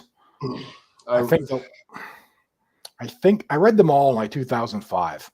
I remember I was working security after Hurricane Katrina, and I was on a night shift down in Mississippi. So I would just go to Walmart and buy all the Tom Clancy novels. And I read the entire series starting from The Hunt for Red October all the way through. I think the one where we went to war with Japan might have been the last one, or the one we went to war with China. Yeah, the one with Bear Japan and the was, Bear and the Dragon. That might have been the last one I read. yeah, that was the war with China one. I read most of them in the 90s when I was in high school, and kind of drifted away a little bit, and then I picked up the Teeth of the Tiger downrange in like 06. And the worst part, well, there were a couple worst parts. One was the dialogue of two supposed recon Marines being read by a recon Marine in Iraq doing recon Marine shit. And it's like, this guy has no idea what the hell he's talking about. Not when it comes to us, anyway. And then further, Pavlo referred to Without Remorse. It's like, in Without Remorse, the hits, every one of them was different. In Teeth of the Tiger, he just got lazy, and every hit was the same shit. Did Tom Clancy actually write Teeth of the Tiger, or was that when he would basically handed it off to a ghostwriter, though? I think that's where he handed off to the ghostwriters. It's when they started getting into Jack Ryan Jr. or whatever the fuck his son's name was. It was the first Jack Ryan Jr. book, yeah. But I think he might have actually written that one. If he did use a ghostwriter, they never credited him. Whereas all the ghostwriters since he died, they've been credited, like Tom Clancy, and the dude who actually wrote it, because Clancy's been dead for the better part of a decade. Yeah, I think where Tom Clancy excelled as a storyteller was actually in the construction of the stories, the story itself. Right, he came up with a really interesting idea and a really compelling idea, and he invented the techno thriller genre. You get really down in the weeds over all the little details and all the CIA tradecraft and all this crap. And a lot of would-be heirs to Clancy try to emulate that, and they almost never pull it off because you're not Clancy. You're not at the time and place. It was new when he was doing it, So Pete and I have a theory about that, though, and it's because he was sort of directed on, it's like, hey, we want you to write a story about this. And it wasn't by publishers. I actually heard that from old NFO, if he's still in the chat somewhere. Yeah. So it's more, it's like, here's what we want everybody to know about and think about and all that stuff. So write a story about that. And he did. And I like Clancy. I'm not dogging on him or anything. But we said last stream, it's like a first-time author doesn't get picked up by the Naval Research Institute. Naval Institute Press. Yeah. My wife's father met Tom Clancy once when he was in the Army Signal Corps working at the Pentagon, and Tom Clancy just kind of popped in to just. My father-in-law was not thrilled. Basically told him to get the fuck out. But. Now I think John, I like Rainbow Six, man. It doesn't age well, but I like it. I played the games long before I read the book. And we've actually talked about this, that some of his most spot-on bad guys in the current year were actually the bad guys in Rainbow Six. Yeah, look at Europe's power grid and tell me that he wasn't spot on with the fucking eco Illuminati, as it were. I think my favorite Clancy novel is still Without Remorse, though. That novel was a gut punch. It's probably most people's favorite. So I was obliged to like Tom Clancy growing up because I grew up in Baltimore and my dad was a Naval Academy grad, and like my whole fucking family is Navy officers and that shit. So it was like that was the heritage that surrounded that. It's like, all right, this guy likes Maryland and Annapolis and the Navy. Let's do it. That's our thing. So you enlisted in the Marines. Mm-hmm. Yeah, every young man rebels in his own way. I got like soft disowned over that. Yeah. So we didn't make up until like right before my first deployment. They moved to Hawaii before I even enlisted because they knew I was going to. So Oh my god! But Family drama. the Rainbow Six games, though, like the first 3 Rainbow Six games are fantastic, and it's funny. So a lot of Pete and I's coworkers were like, dude, you've got to get in on this Rainbow Six Siege server that we've got going on. And I was like, I haven't liked the Rainbow Six game in like 6 games, dude. Like the ones that let me like plan out where everybody goes and actually like assess the situation and do like, I hate writing 5-paragraph orders, but I will fucking Rainbow Six the shit out of this thing. Siege isn't that. It's battle royale in a fucking building. That's I played so much of Rainbow Six and Rogue Spear back in the day. You know, there was something about the second entry in a Tom Clancy series video game that like that's where they figured it the fuck out. Like Rogue Spear for Rainbow Six and Pandora Tomorrow for Splinter Cell. and Like, I've heard the second of the Ghost Recon games was good too. Not the new. I don't know, the new second one ones. never actually came to the computer. The second one was only on. Oh, really? Never mind then. Yeah. Yeah, I tried playing the original Ghost Recon once, and it was just too involved for me, even after playing Rainbow Six. So, Actually, I found it was you could actually kind of fly by the seat of your pants with Ghost Recon a bit more than Rainbow Six. You didn't have to plan everything out. You were issuing orders on the fly. nah. so let's have to. I don't know if we didn't have like a list of topics, but how about that Ukraine, huh, guys? It's I'm liking the 3rd season twist that they have going it's there's a lot. I think there's been a lot of coping and seething on from certain elements in the last few days. I'm sure some are still convinced this is all like an elaborate trap that Putin planned, right? Daddy Putin has something planned for the something Ukrainian. about Russian cauldron doctrine or some crap they never heard of before February. Haven't they been talking about that for the last like 6 months? Yes, They were talking about that after the entire VDV got fucking blown out of the goddamn sky. After the invasion, everybody on Twitter became an expert in Soviet military doctrine. I think Except for the Russians. I think some of my favorites are the ones that are like, talk about like, oh, the Russians will win. They're going to take the gloves off and they'll win. You know, we lost in Afghanistan. Like, dude, the Russians lost in Afghanistan before it was cool. Okay, which I fucking hate it. Where like everybody's just like, oh, the U.S. fucked up Afghanistan. And it's like we built Afghanistan like in the 50s with the Army Corps of Engineers and building the Helmand Dam. Helmand used to be called Little America. The Russians fucked up Afghanistan and they wiped out their entire fucking intellectual class to the point where all you had was warring religious warlords. And that's what we've been left with. You haven't seen a population culling like that since Genghis Khan. Oddly enough, also in Afghanistan. So it's, I also got I kind of nitpick when they say that. People say, well, there's a lot of memes about how we lost to a bunch of goat herders, and not militarily. I say full disclosure, I'm an Afghanistan veteran.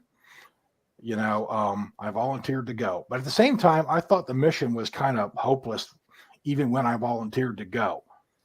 So this really isn't just me trying to cope, right? The Afghans did not drive us out by force of arms. We did not lose on the battlefield. We weren't driven from their country. We got tired of it, and the political winds back home changed, and we just picked up and left. That's still a victory in a sense, right? We screwed up the withdrawal. That's still a victory. Like the Taliban's in charge again, right? But that was a fourth quarter, 2 minutes left fumble on our part. I have to wonder how many like Taliban fighters that picked up arms in 2002 were even alive to see that 20 years later. Probably not many. They did not do well in combat in that country. They were slaughtered, by the truckload. By the time I got there in 2011, there was a guy who we found an IED. Somebody had buried a directional frag charge because he didn't know what it was. All the good guys had already been killed for the most part. It was. See, I've got the the other end of that, because I also first deployed in 2011, and the thing we figured out was all the dumb guys were dead.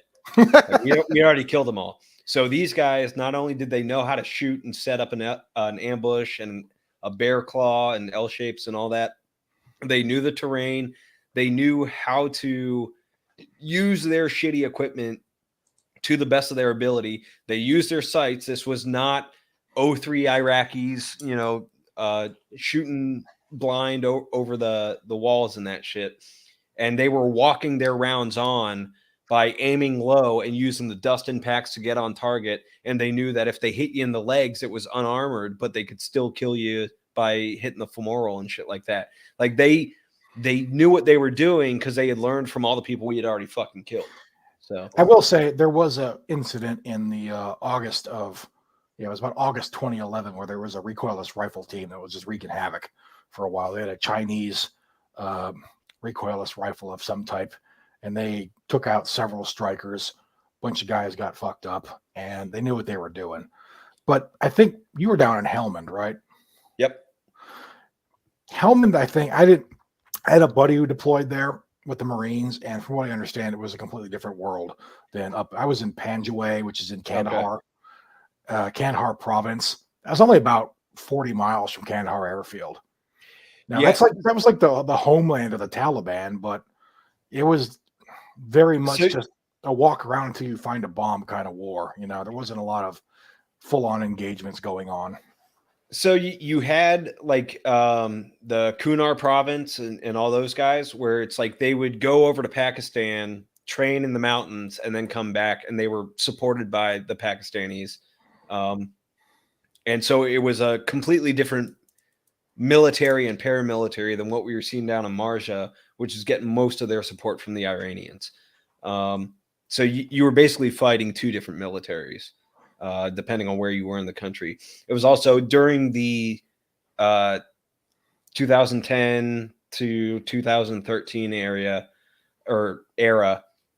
Marja was like the last stronghold of the Taliban, which is why my unit went in the first place, because we were clearing them out. So it was, you got a lot of the locals who were trained by the experienced guys. And actually, the best ANA I ever had was he was former Mooj, then former Taliban, then former ANA, then former Taliban again, then ANA. By the time we got there, to the point where he would just like walk up to people and like fucking cap them and be like, "Why the fuck did you do that? You just killed a civilian." He's like, "No, he's Taliban. I fucking worked with him." So you're like, "All right, whatever. I trust you." Never had a green on blue from that guy. That was a big part of the problem in either country was, could you actually trust anybody who was ostensibly on your side? Yeah, because I know there were Terps who got caught calling in attacks on our guys leaving the wire in 05, 06. We used to joke that we'd have the sand table with the ANA guys. Then they would go up on all their Roshan network phones. They go call their Taliban bros and tell them where we were going, because we'd get into this village the next day. Helicopter in, no military age males in sight. No one there had ever heard of the Taliban. Find nothing. Oh yeah, I don't know, but it was a little suspicious. So, it's funny, on my second deployment, we were doing aerial interdiction out of Leatherneck, right? So it was less, we had our own AO, and more it's just like wherever you needed us, we were going, right? So we would go to these like really remote areas, and we went to a spot where they started speaking to us in Russian because they thought we were Russians. And it's like, we had to explain to them, like, no, we're Americans. Like, that war ended 30 years ago. And it's funny because I saw the same thing related in like mediocre to shitty movie called Whiskey Tango Foxtrot with Tina Fey, where they basically had the word for word exchange with us. It's like, oh yeah, the Russians are black now. It's like, because we had a black Marine that was talking to them. Somebody in the comments, Pavlo John, asked about that TV show with the Navy EOD guys. That was called Bomb Patrol Afghanistan. When I was in Afghanistan, there were like all of 2 Navy teams on the ground there.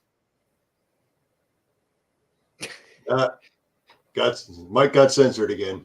NCIS is really upset with what he was about to say. Oh yeah. So I bet Penny stepped on a cord. No, that was me. Instead of hitting the back button to go from comments to private chat, I hit the sign up free button. And those are on two completely different spots on the screen. I don't even know. They're close. They're close enough. They're close enough. I like your dad trying to use a camcorder, you know. But no, there was the two Navy teams, and one of them had a fucking TV show crew following them around. I will give this to the Navy. They know how to self promote. They really do. Really? You didn't get that with Top Gun? They fully supported Top Gun. Meanwhile, what did the Air Force have? Iron Eagle. They were Israeli jets. Yeah, I was gonna say they didn't support Iron Eagle, but you know, Iron Eagle 2 did have fighter jets doing a Death Star run in the 80s. Way before Maverick did. But and it's not to say, I'm not trying to say like the Navy EOD guys weren't contributing. There was a Navy EOD guy got his leg blown off while I was there. His name was Zach. We had guys from our team who visited him in the hospital at Kandahar Airfield, you know, but they got a lot of recognition and a television show. And what I saw on the television show, I wasn't impressed with. The one episode I saw, it was like a clip show episode. I saw them do something that would have gotten my team leader fired, probably. So no, but if he was a blonde chick, he'd be starring in Rings of Power. But I will also, one thing that we at least in Air Force EOD, that we kind of, the impression we got from Navy EOD when we interacted with them is that there aren't enough hours in a day to be a Navy SEAL and be an EOD tech. EOD is a full-time job. In the Navy, EOD is part of like Naval Special Warfare or whatever. They do a lot of like high-speed door kicking shit. They get Halo qualified, and that's all cool. But there's only so many training hours in a day. You know, each of those things is a full-time job, being an operator and being an EOD guy. And the Air Force was pushing for a while to try to make their EOD operators. They wanted to go into AFSOC, and I'm like, this is not our real job. Because everybody wants to be a door kicker. It's the other stuff that's just as important, but it isn't as fun. Like Greenside's not near as fun as kicking doors.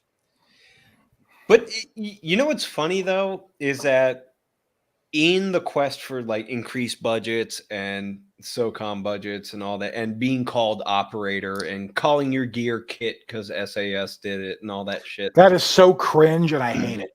But it's like everybody wants to be special operators to the point where they will turn their entire branch down a terrible path in order to do that. And I mean, Pete and I have seen that being Marines, where they were just like, no, Marines are all elite. Therefore, we won't have our own special, SOCOM unit until it's too late and all the roles and jobs have been taken. And then you jump on the train late and MARSOC happens. They were so up on their, like high on their own supply, and they believe their own promotional material that was like every Marine and Rifleman, Marines are all special operations, blah, blah, blah, to the point where they almost got completely cut out of everything they were trying to get universally recognized for. To the point where it's like, look, I was a line company Marine grunt, and I was doing the Army's job for all 5 years of my career. Whereas like, the SEALs have their thing, and they're like, DevGru has a higher ammo allotment and training budget than the entire fucking Marine infantry, because we can't get on the same page on that shit. And it's all in this quest of being seen as elite rather than actually doing your fucking job. A lot of that, there was some bad, during the GWAT era, there was some almost worship, like hero worship of special operations. They were thought of as like supermen who could do anything. And I think that shaped doctrine a little bit too much. There was just too much. Sometimes you don't need to be special to just do your job. Like guys in Air Force EOD thought they were like operators because they went outside with the infantry. Like, yeah, I had a buddy who was in the National Guard who spent 2 years doing that in Iraq. I mean, it doesn't make you elite.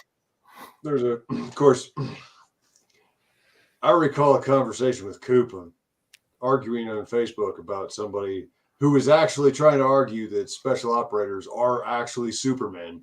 That's how we actually like met the second time. Like we had interacted online and in person on two completely separate wavelengths where we didn't know who each other was until this conversation. Then we're like, wait, are you the guy that I think you are? It's like, yeah. It was like, okay, yeah, we know each other. Yeah.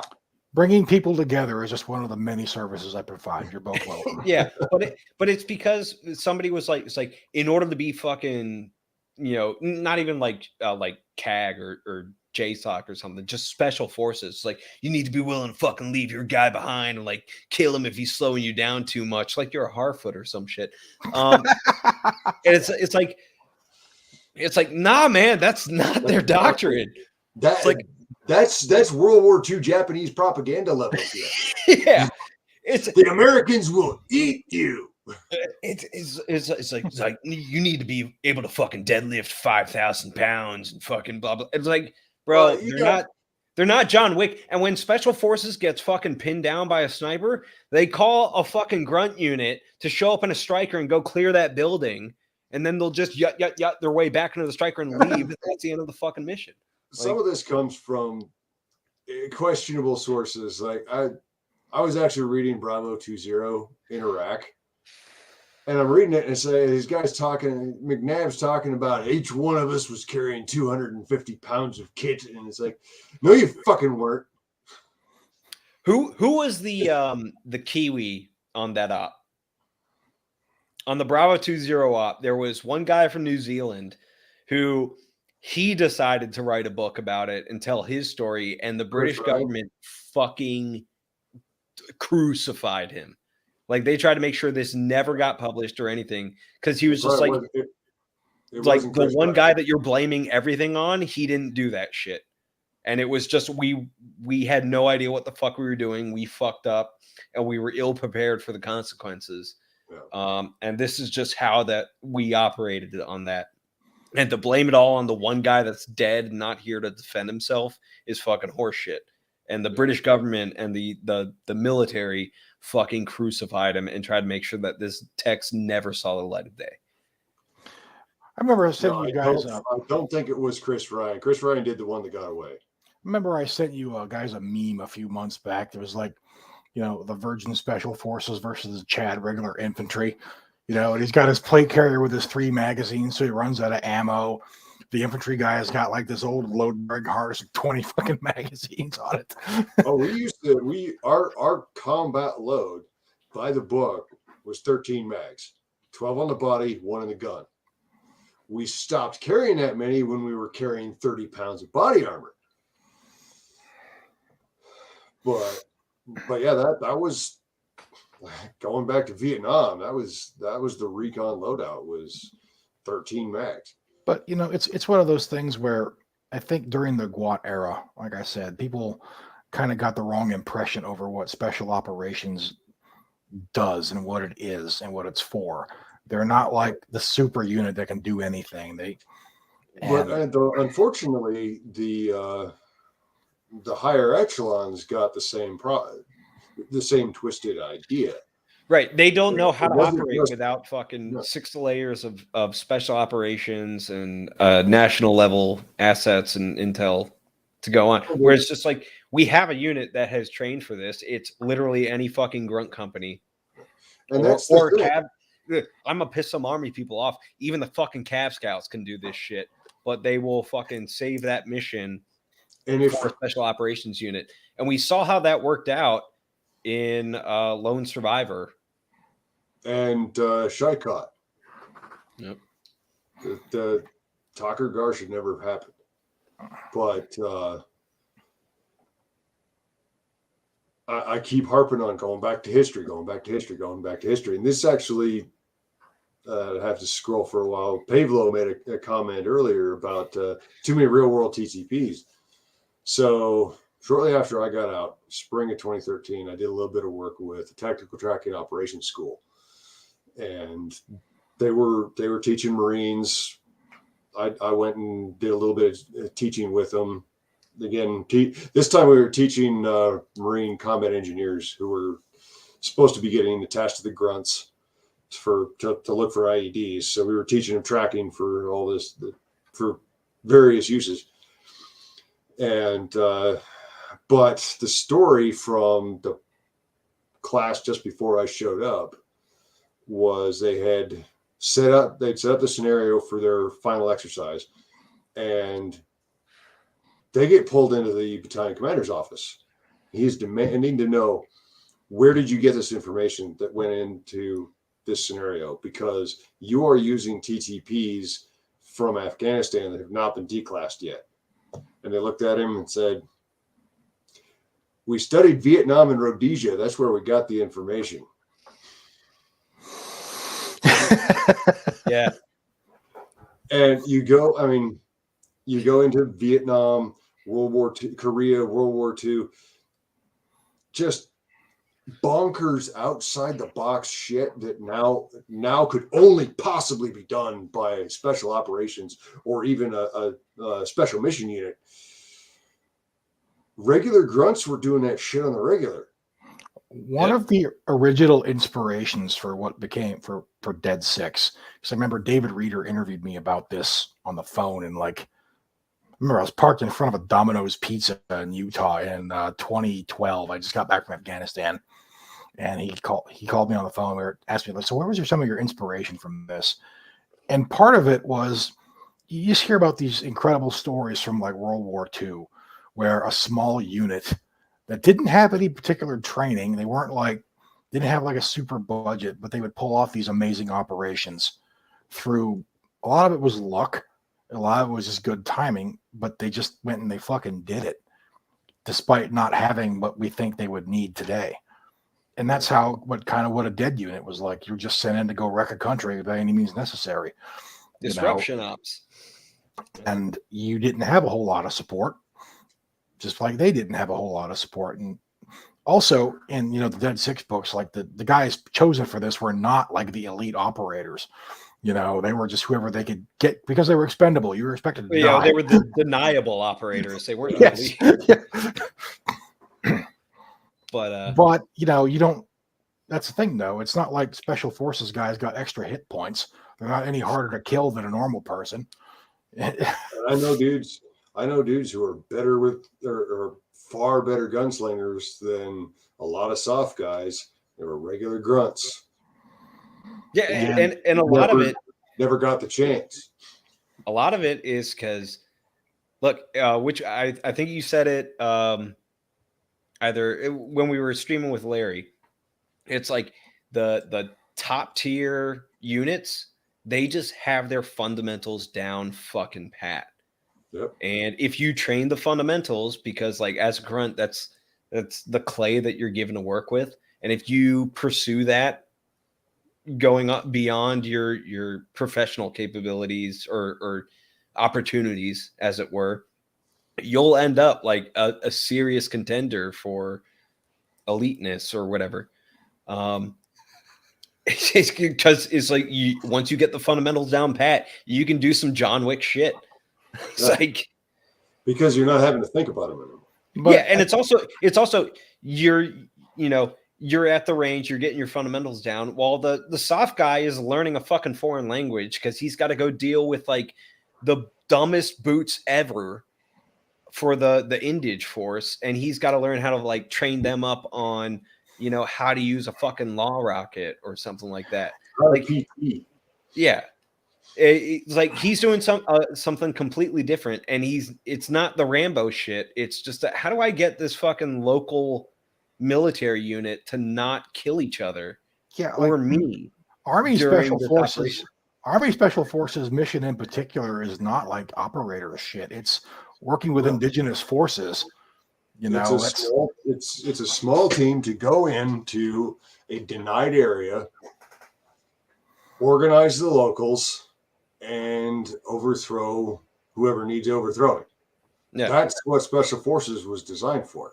And then for the SEALs, it's, you know, you're given the special training on how to insert very stealthily and through unorthodox methods, if we're counting, you know, like SEAL deployment vehicle or amphibious insertion or Halo or something like that.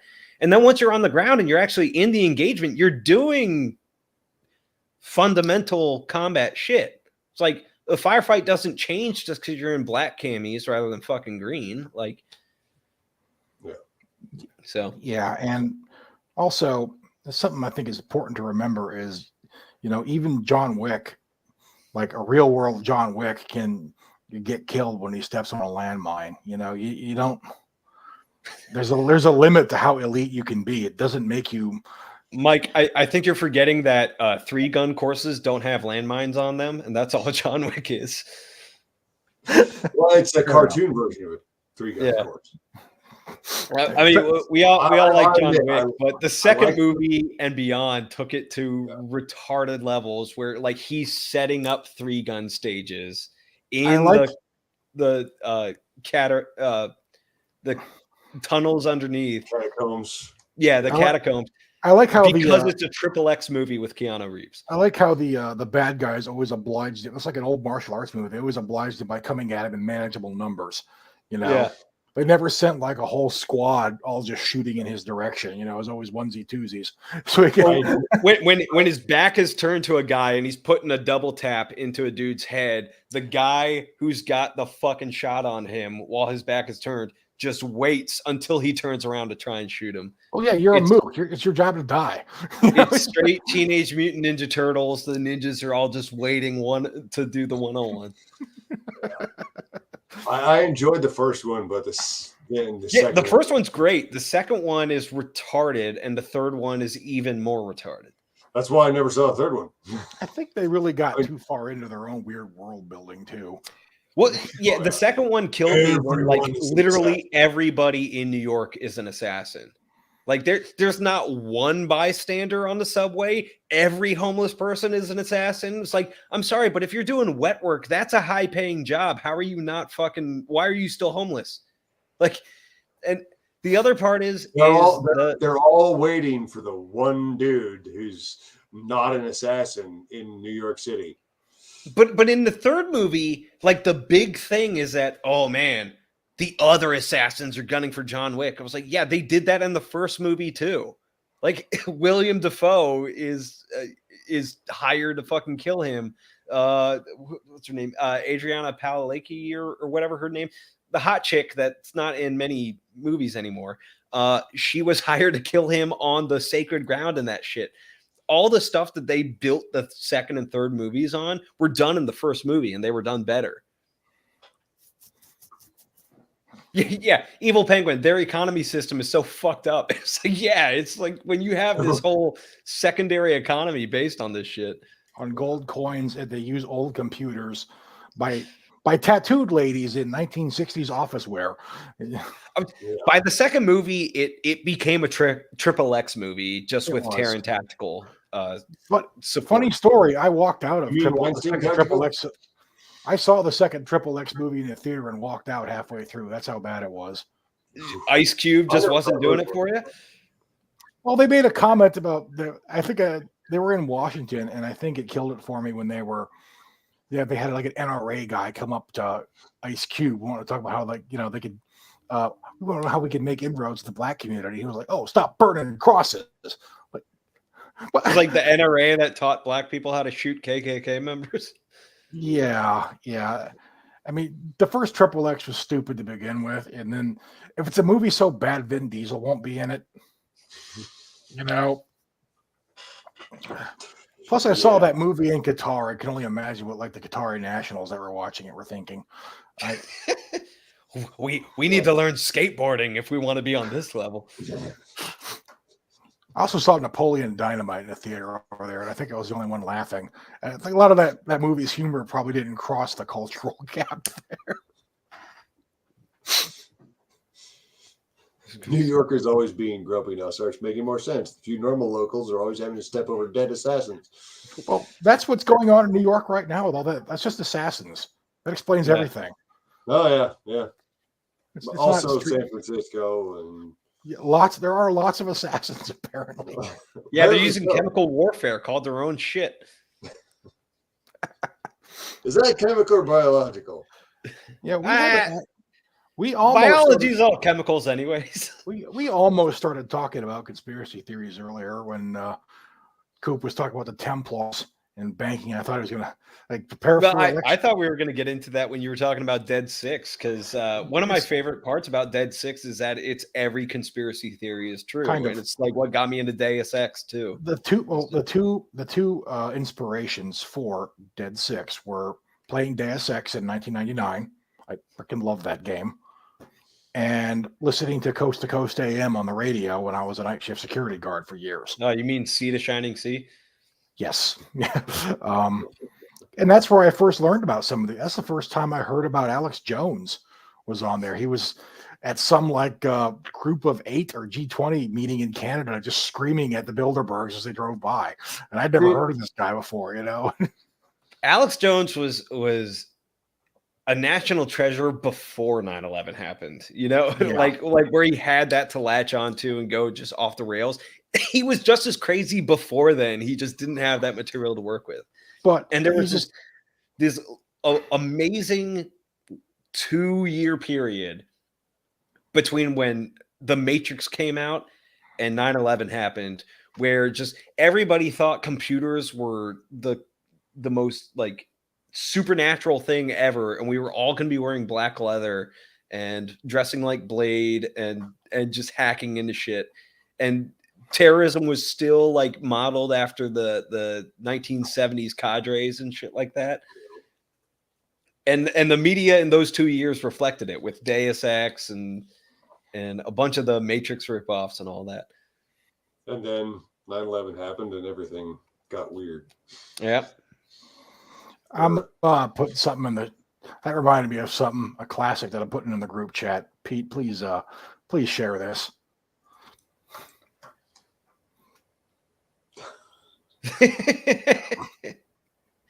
Oh, dude, how many times have I hit you with that meme? I know, it never gets old.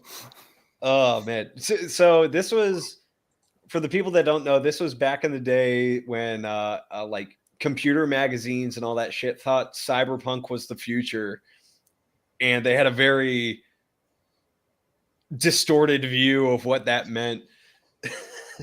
So yeah, you had to be wearing leather and a bandolier for some reason. Yeah. Basically your phone can do everything. Han Solo. Your phone can do everything that guy is carrying with him now. Well, no, he's got a monocular so he can shoulder surf on people's passwords. Yes. Well, they hadn't invented the little asterisks to cover the words yet, I guess. But the cellular modem. I gotta say though, there's a certain charm to me, like a nostalgic charm to retro tech. Maybe dude. Maybe it's because of what was high tech when I was growing up, but that's one of the things I love about. There's this video game called Alien Isolation that it's supposed to be like this sequel to the Aliens, and they still have the CRT monitors and the cassette tape save points and all that shit. I think one thing I do like as a personal preference, I like it when a device just does the job it's designed to do, and that's all it does. It's great having the smartphone that can do everything, but I don't want my smartphone to also be my TV controller. I don't want my smartphone to also access my car, and all these other. I don't want everything to be an app. Just give me a device that just does the thing I want it to do, and then that's all it needs to do. I don't want an interconnected refrigerator.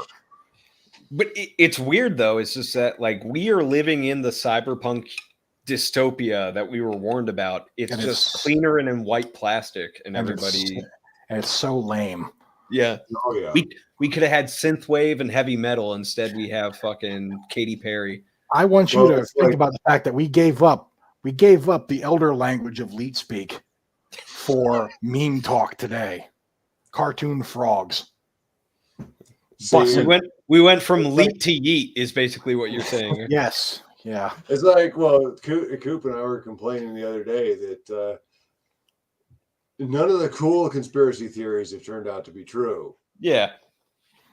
What was it you were saying? I wanted Atlantean natives in an underwater cavern, and instead I got a bitch-made Illuminati of grass eaters. Yeah, Pretty yeah. much.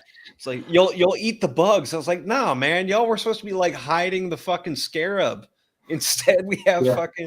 we're Yeah. eating the scarabs. So yeah, the idea for like the Illuminati competing against Majestic, that was straight. I lifted that straight from Deus Ex, but they lifted that from like conspiracy theory lore from the late 20th century.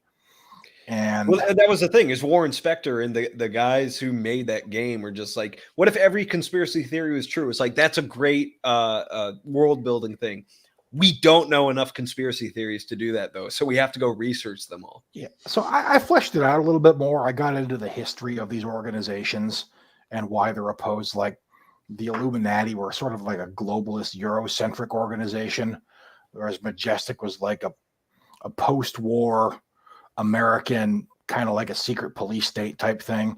Well, And it was like if Mac v. Sog just went off the fucking rails, pretty right? much. Yeah. At one point they were controlled by the government, and then at some point they kind of just went rogue. They were just Which, shielded. frankly, Mac V saw going off the rails kind of sounded pretty cool. Right? Like, who wouldn't want to do it? Yeah. But- Which is why I like that.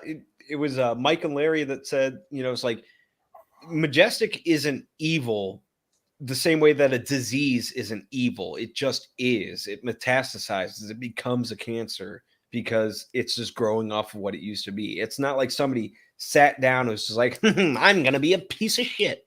I mean, but you think about it, and lest I be accused of being blah, blah, blah, blah, blah. Lest I be accused of being too conspiratorial, I point you to Operation Northwoods. The fucking CIA approached President Kennedy and said, "What if we set off some false flag attacks in the United States to start a war with Cuba?" Kennedy turned down the idea, but he did not fire everybody at the fucking CIA or press them up on charges for. That sounds like treason to me. You Right? want to get into people who probably should have been lined up against the wall and shot. That list gets real long once you start delving into things like Venona. So when like we there is know that, when we know that the right-hand man of the president of the United States is a paid Soviet agent and nobody does shit. So there is historical basis for some of this stuff, which is why it makes good story fodder, because it's not as crazy as you think it is, and that's has proved very true in the last couple of years, though, right? Yeah. I mean, Pete, how much you want to bet the reason he wasn't fired is because he had a shitload of blackmail on everybody who could have fired him. Well, he wasn't the only one they had, right? But it's like, you can't make a public spectacle out of him. So the smart thing would be to just disappear him, right? And just be like, oh yeah, no, this the Congolese shot down his plane over, blah blah blah. Well, instead they just kept him around. If we're getting into conspiratorial area here, and how conspiratorial we're actually talking is debatable. There were some very, very powerful people, speaking largely of the Committee on Foreign Relations, who didn't necessarily want someone like Harry Hopkins disappeared or out of his position. Well, that's the other thing. It's like none of these foreign operatives work truly alone. Like, you have to get the support structure in order to get them into that position in the first place. Yep. But since you guys are both writers, and both have dealt with putting conspiracies into your books, let's talk about like the storytelling vehicle that is a conspiracy theory. Because we can argue all day till the cows come home about like whether a certain conspiracy theory is true or why people believe certain conspiracy theories. But once you put it in a page and call it fiction, everybody loves a conspiracy. Everybody. I think part of the appeal is sometimes a conspiracy seems like it makes more sense than the way to explain the way the world is and everything just being stupid, right? I know it sounds kind of sounds kind of basic, but for some people, look at all the people who got sucked into the whole Q thing in up till 2020, right? Trust the plan. Like they really thought there's like a big plan behind it. This is all part of the plan. Don't worry, guys. This actually isn't as crazy as it seems. This is all supposed to be happening like this. It's under control. Well, it's not. Like there's no in the real world. It's not. Nobody's controlling this. It's just going crazy everywhere, and at best, people are just reacting to it, often incompetently. That's how the real world is. I think the appeal of a conspiracy theory is it implies a certain level of competence that you don't necessarily see. You don't. Well, yeah, that was what the 9/11 thing is like. I think a lot of the reasons that people latched on to the 9/11 conspiracy theories is because they didn't want to believe that we were so retarded that we would let this shit happen.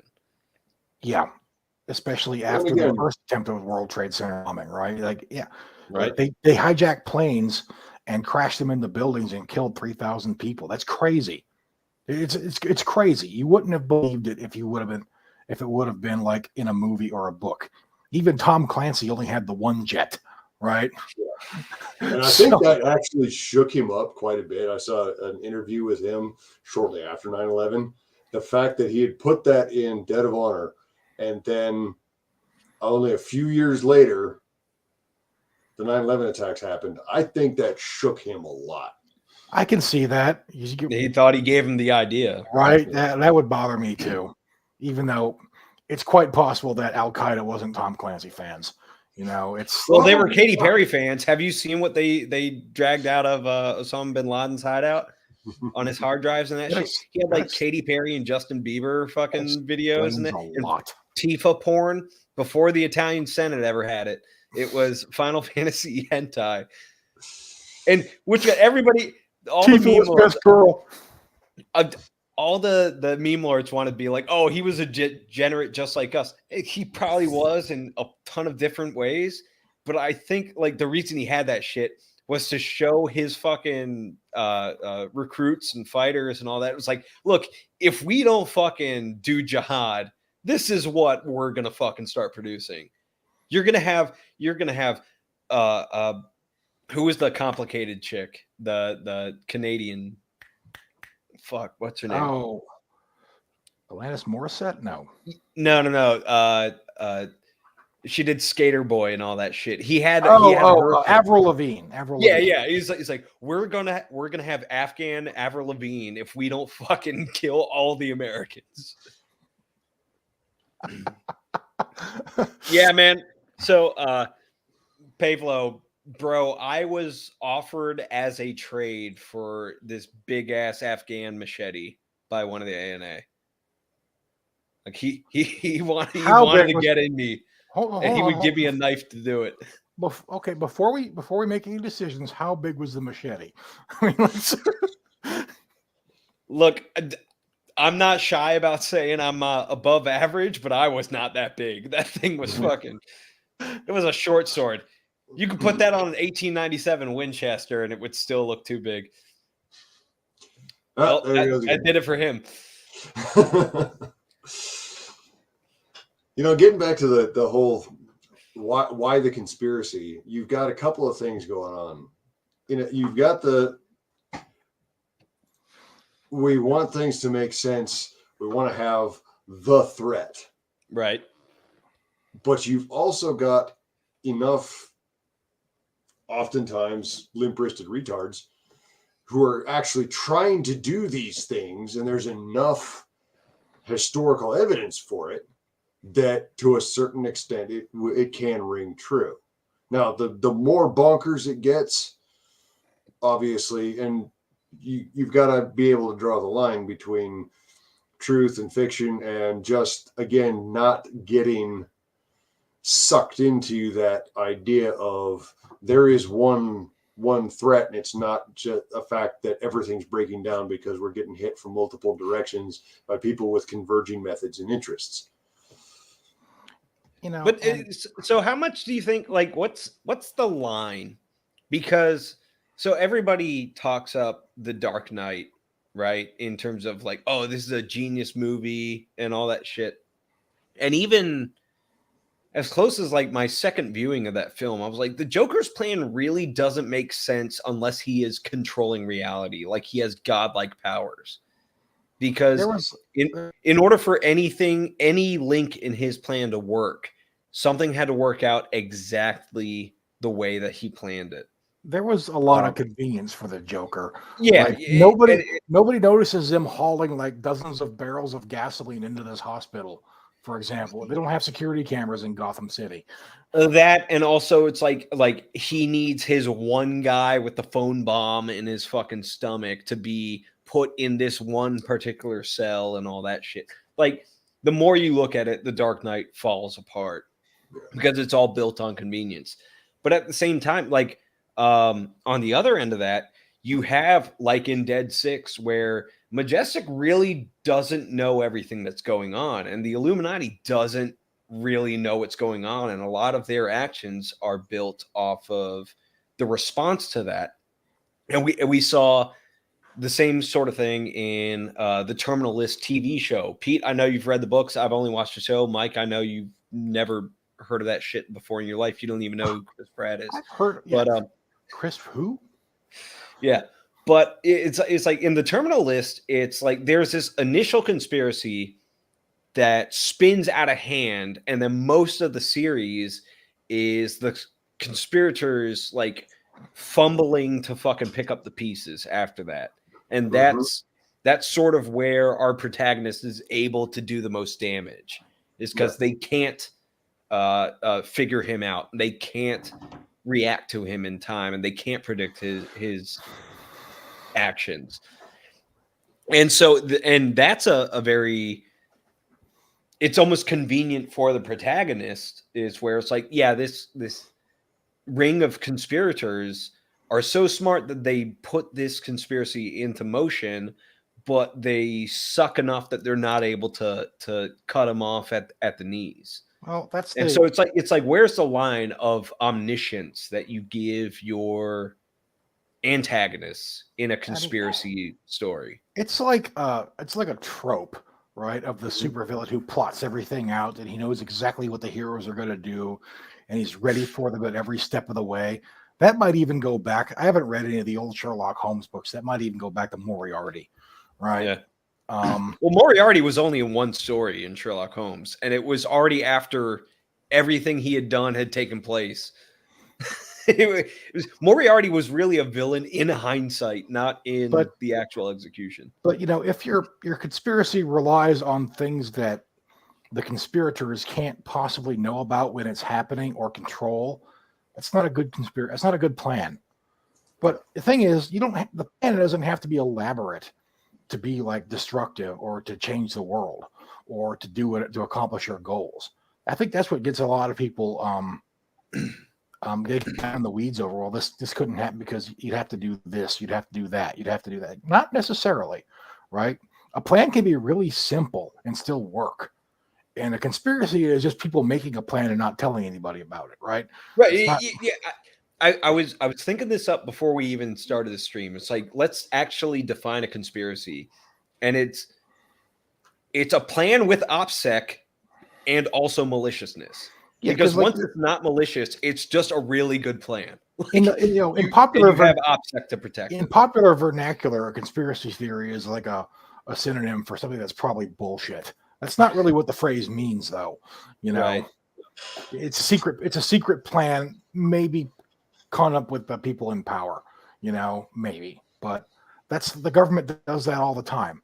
So yeah.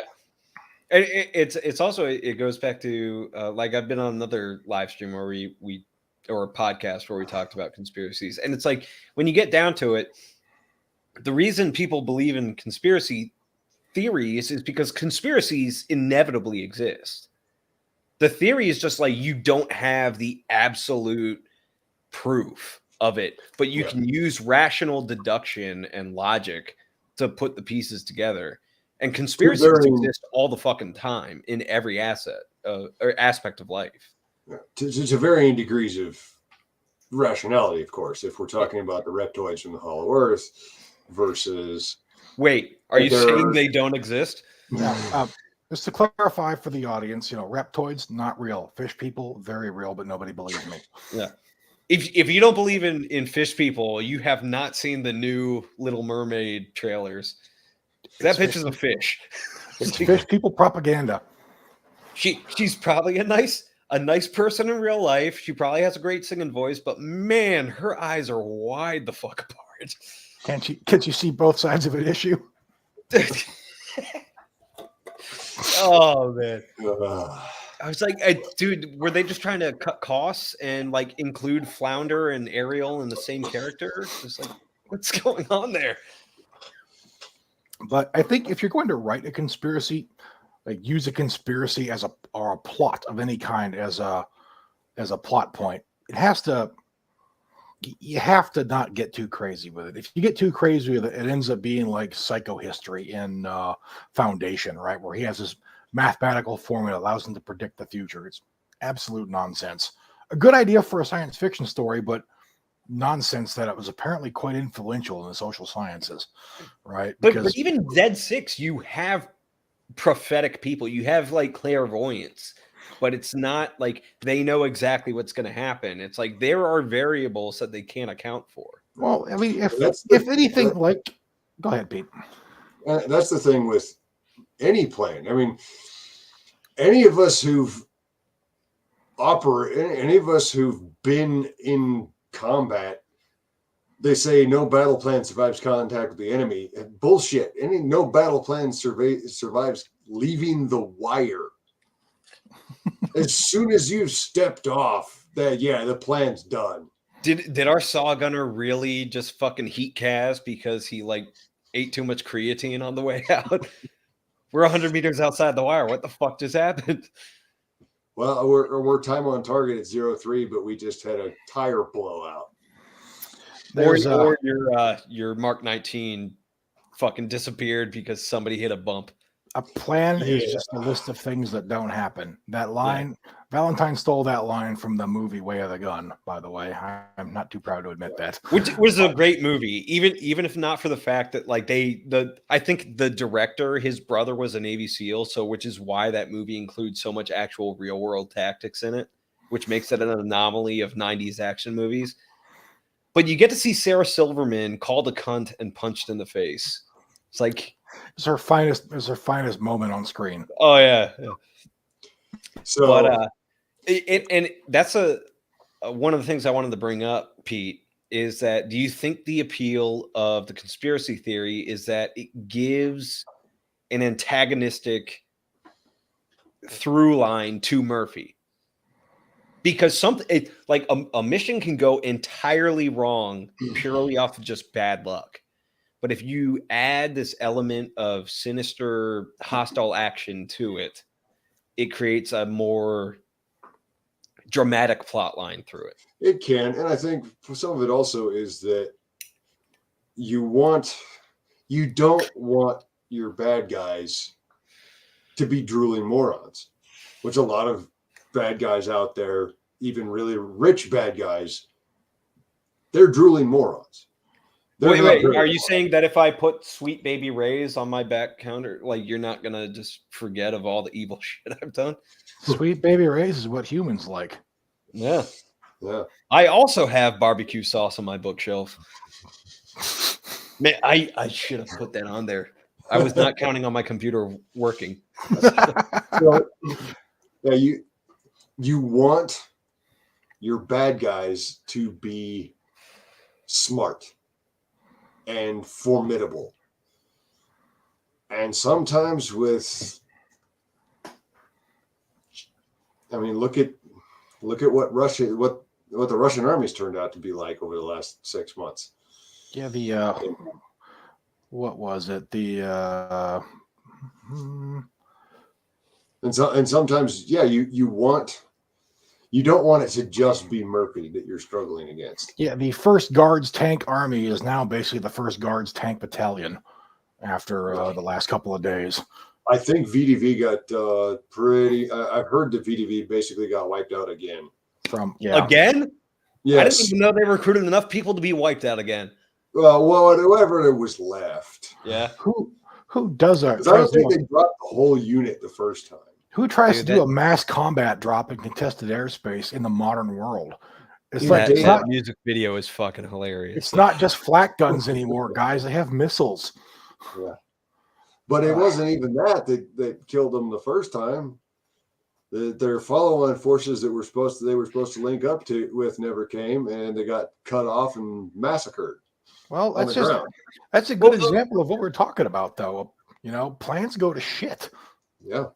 So Pete, how do you feel about that though? It's like when anti-air is so good that a helo is just like a unit waiting to be killed, and they can do the same thing for amphibious vehicles. Where do you feel like the amphibious assault, because they were trying to change it from, Higgs boats to helicopters in order to do an amphibious landing? It's like both of those avenues are kind of taken from you. Where do you think we're going besides orbital drop, which I'm down for? Well, I think no defensive work is necessarily perfect. That gives you an advantage, but it's never going to be able to stop everything. I think dispersion and speed and a whole lot of electronic noise and decoys are probably the only way that anything like that is ever going to happen again. So do you think all amphibious assaults are going to be like Invasion USA, where they just go in at night on an undefended beach? It's just a massive amount of Russian mercenaries. You could see a thing where a landing doesn't try to happen until they've pounded the place they're going to land into submission. Right, and that's what I think we would be doing, or like where we jam all of their defensive capabilities, kind of like how we did when we did Operation Neptune Spear. Like, I don't know. Like, you have the black helicopters, but you also are jamming literally every fucking radar. Like, I don't know anything about like Army Airborne doctrine, but I know they're not going to take a C-17 full of paratroopers into a place that has like active radar guided SAMs still on operation. That's because it's a suicide mission. So have you considered if they fly really low through a fucking canyon? I think for one thing, we might see some of the future with Taiwan here if that clacks off, but that's not going to go very well for anybody involved. Yeah, no, I think the only reason Taiwan hasn't clacked off is because it's a no-win scenario. Oh yeah, and that definitely became evident to me when I was doing the research for Option Zulu. It's like, oh, this is going to be a bloodbath, and so the entire book would bleed if you squeezed it. And then it's like, even if you win, what do you have? You have a destroyed island. What did you gain from that? Never underestimate the capacity of despots to want to just burn everything down if they can't have it. Yeah, I mean, I think which is funny because that's the go-to atomic rockets science fiction idea. It's like there's no reason for an orbital invasion because you'll just nuke the entire planet before you go in. Well, it doesn't work if you. What if you're not a genocidal asshole though? What if you want to live there after? You don't want to necessarily destroy the ecosystem. So, I'm trying not to talk about it on stream, but it's one of those things where it's in my work in progress. One of the ideas I've come up with is that the special forces and the special operations, they get the orbital drop pods and the self-contained atmosphere Halo Iron Man suits, and they're able to drop from orbit. But the regular forces and like the orbital Marines, as they were, they have to fucking burn through the atmosphere in shuttles and then just drop all their guys in jetpacks once they hit 50,000, 40,000 feet. And they're not even wearing pressurized suits. So it's just like, you need to get down to fucking atmosphere real fucking fast or else you're going to suffocate. I think because just the pure economics of the situation. I think a lot of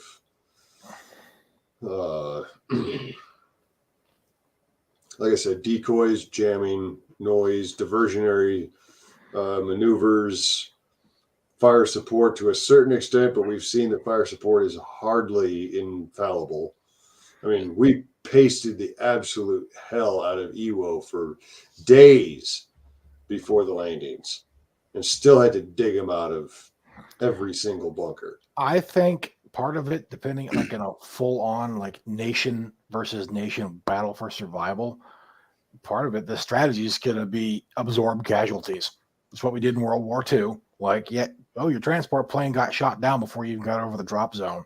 That's why we sent 500 of them. It's unless you're the Canadians, which case, like, you just happen to attack the spot that's not heavily defended, and so all you're already fucking hits or marks, and you have perfect conditions, and you're waiting onto the shores, and then you get mad when you're not depicted at Omaha Beach in Saving Private Ryan. Yeah, it's like that's one thing that gets me about like all the Europeans and Canadians who bitch about like, oh, it's like World War II movies only show the Americans. So like, yeah, because it was about our landing zones, not yours. Yeah, make your own movies. Yeah. I mean, hey, all the movies are shot in Montreal anyway. The longest day. What are you complaining about? But honestly, getting butthurt that an American war movie about an American battle doesn't also include Canadians is the most Canadian thing ever. So, well, here's the thing: it's like the Canadians still take credit for burning down Washington D.C., and it's like that was the units from England. Like they took them from India, which they were already engaged in. They were like full on veterans. They brought them across the fucking ocean so that they could attack the United States. The Canadian units never made their way down there. So it's like the Canadians are selectively British in their history. Yeah. I mean, that's how they are now, though. Like, I mean, it's the other thing I think that is going to play a role is shaping operations ahead of time, behind the lines, both informationally, to a certain extent, cyber, and just little saboteur guys planting bombs, starting fires, doing shit like that. One thing that's interested me about the Russia-Ukraine war is that 7 months into it, the Ukrainian Air Force is still active. That's unusual. That's not what I would have guessed would have happened. The reason being, people think of the last big air war was World War II, right? Where you had just ongoing engagements, air-to-air engagements, pretty much right up until the last days of the war almost, I would say Korea. That might be fair, but that's not how modern air war typically works. In a modern air war, you have to look towards like the Gulf War or the Israeli-Arab wars. Usually the Air Force that loses is obliterated in the first few days. It is not a factor. Or the Iranian-Iraq war. Yeah. It's like usually the losing side is annihilated and they're just not a factor for the rest of the war. This is not happening the Russians still don't have air superiority over Ukraine, which is telling because the Ukrainians have the same equipment they do, but less of it, and it's in worse condition. So, Mike, have you considered that the Ukrainians have a hyperpower, as it were, of an ally that hasn't officially joined the conflict yet? Yeah, it's interesting. It's interesting because a lot of people are mad about that, and I'm like, I mean, I can look. What did you think was going to happen? I perfectly understand the attitude of like, look, this is not our war. It's not our problem.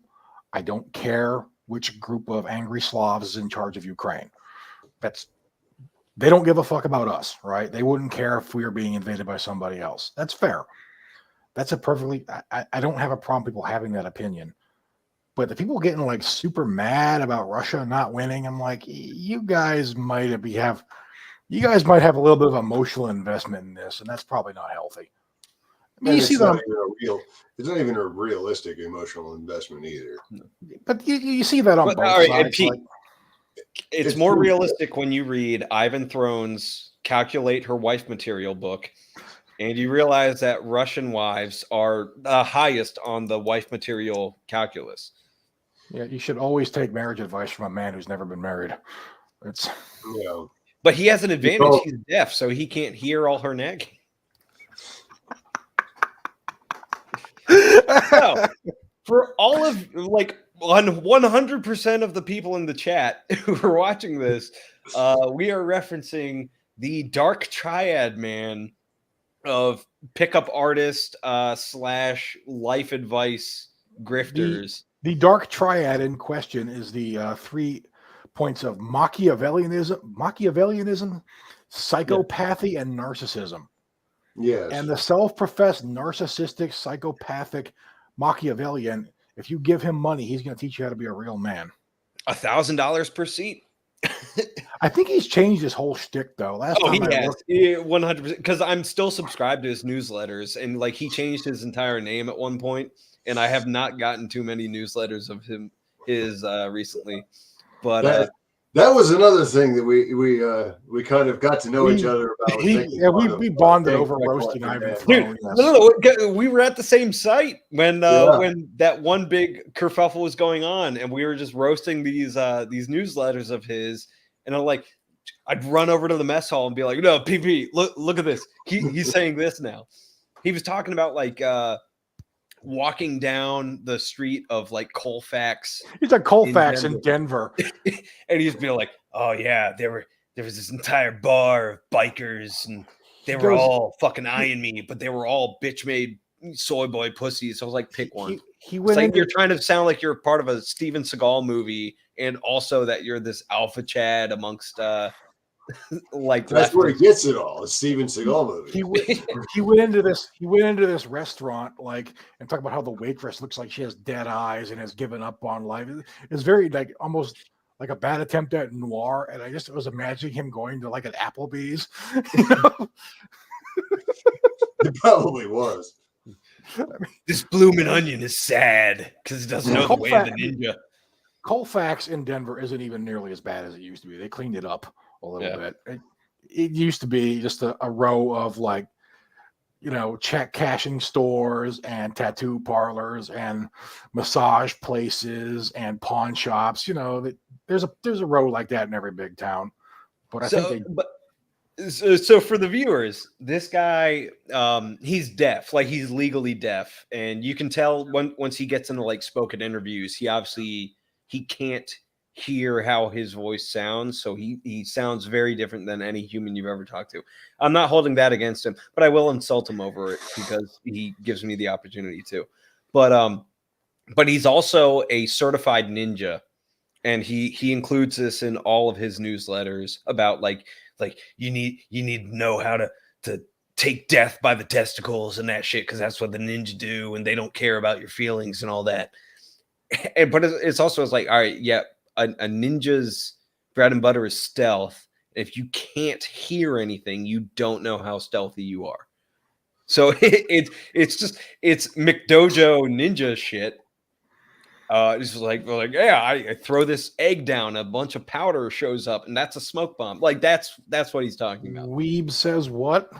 yeah. It really is like unlimited power or whatever the fuck like that.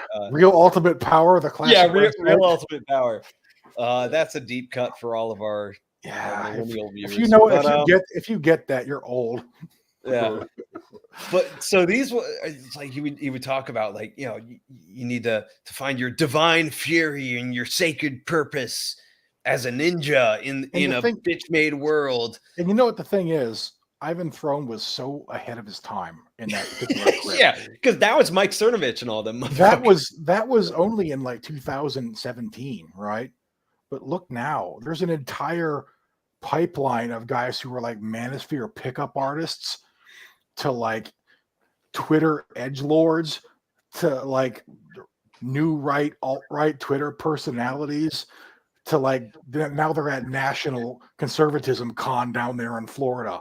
It's all right. So for anybody who doesn't realize it, like Ivan Throne was the kind of guy that would show up to CPAC in a plate carrier and tuxedo, like with no plates in the plate carrier. Yeah, and but he would have these promotional photos of him like grappling with his buddy. I forget what his name was.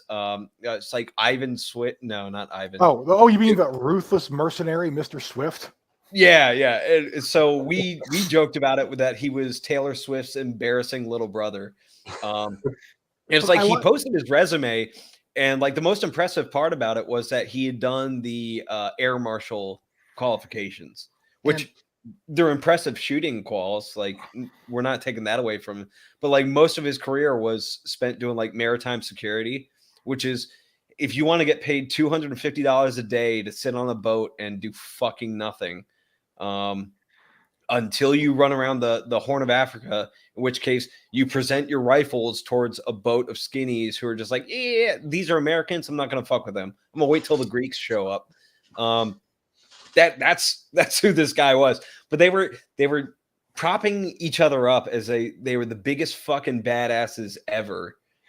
And to the point where they were releasing photos that could have been mistaken for those like the girls of Twitter or the girls of Instagram promotional or inspirational photos. Yeah, they're black and that's white. what these guys were doing.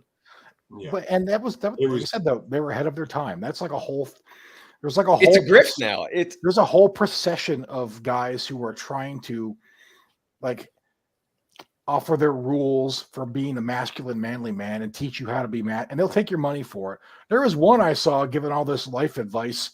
It was like the whole thing was like an elaborate grift to sell his beef jerky. You know? Yeah. If you don't eat my beef jerky, then the jihadists win or some shit like that. You know, it was like, oh, well, you know, classical values and aesthetics means you don't masturbate. Buy my jerky. Like, I agree with the first part, and I also like jerky, but like, come on, man, you got to find a better way to sell your shit than that. I think it's because there is an entire generation of lonely young men out there who for whatever reason just don't have the connections, that don't have the friendships that like maybe it might be that Pete and my generation was the last one to have like a normal childhood like that. I don't know what it's like for kids these days. Well, but so if I can't say I'm defending them, but if I can explain it a little bit, we kind of saw it with the popularity of Jordan Peterson. If you've listened to Jordan Peterson and all of his philosophical talks, if you really break it down, he's just giving normal dad advice. So, like, he shouldn't be this popular. He shouldn't be this profound. But for an entire generation of young men, this is the first time they've heard that.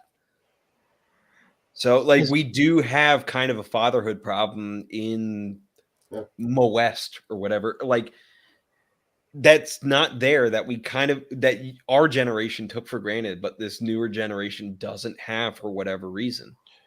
So if they can find it on YouTube by some Canadian fucking psychology professor, clean your room, bucko. Yeah, like I said, it's normal dad advice, but it's the first time a generation of young men are hearing it, and to them it's profound, and I'm not going to take that away from them. But it's like these kind of young men who have never heard dad advice before in their lives, they're very easy to take advantage of. They are, and there's a procession of grifters out there willing to whenever a Jack Murphy falls, another one drops, you know, and it's always the same shtick. I'll teach you how to be a man. I'll teach you how to feel good about yourself. You'll join my elite cadre if you just give me money and subscribe to my newsletter. You'll learn to have perfectly 90-degree lines. Oh yeah, you can't lean in photographs ever. It doesn't matter that she's 5'2". You can't lean. If anything, you should just squat. Yeah. You know, so you're vertical. But and you know that you think at that though, you got a lot of the traditional places where people found fellowship in life those institutions are fading, right? People move around more than they ever did before to go find work, to go get a job. You don't just work on the family farm anymore. So your school friends, you leave and you never see them again, except on the internet, right? Fraternal orders that used to be so big, and all these even little towns. You see little towns that had the elks and they had the lions and they had all these different fraternal orders. Those are all pretty much gone. Veterans You mean the organizations, Sacred Water Buffalo? yes. Veterans organizations are fading. I mean, there's like an American Legion Hall even in the little town I live in, but I'd probably be the only one under 50 in there on a typical, and all they do is sit around and drink because it's just a bar. And even like unions used to be a place where guys would get together, and those are pretty much dead everywhere too. It's just like, what's left? Boy Scouts, again, it imploded. What's left? All they have is their friends on the internet, and there are a lot of weirdos on the internet. And that's why everybody's a furry nowadays. And but you don't learn socialization from the internet either. Going back into conspiracies, what do you think of the idea that this was intentional to break the sort of independent, resistant male spirit of the population so that they're easier to control and get to eat the bugs and live in the pod? You know what I mean? Like, do you think there might be an intentional drive towards isolating and breaking the individual? I see that theory a lot in all the weird circles I travel in on the internet, just because I have a weird fascination with observing some of this stuff. I know. You send a lot of tweets. You guys know better than anyone else. Yeah. No cancer escapes Mike's sight. Yeah.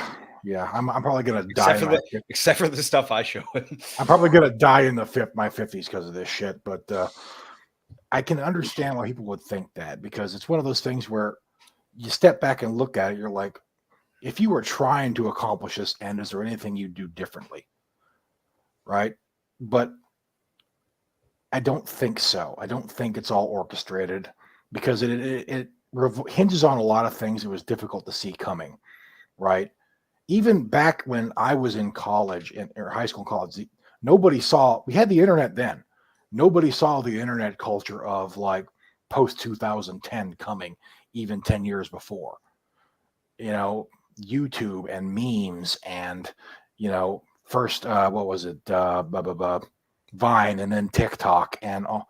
Nobody saw this stuff coming, right? It was impossible to predict. So this is all being orchestrated. They had some good powers of foresight there to be able to see some of this stuff coming and to steer things in that direction, because none of this was a given. I don't think none of this was inevitable. No, it wasn't. And that's the thing is, it doesn't have to all be orchestrated to have hostile actions still involved in pushing it. Yeah, there's a difference between some of it, I think, is it is an outgrowth of things that were done and put into motion a couple generations before. And you're talking, of course, about active measures? To some extent, yes.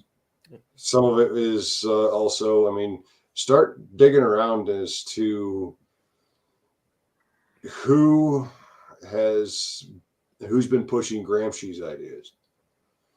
For anybody still watching who hasn't heard that name, Antonio Gramsci was a communist who was put in prison, I believe, under Mussolini, and basically said, we're not being able to get socialism and communism put into place because the culture hasn't been changed enough yet, and the church is still too important to these people. So we have to tell that to Italians now.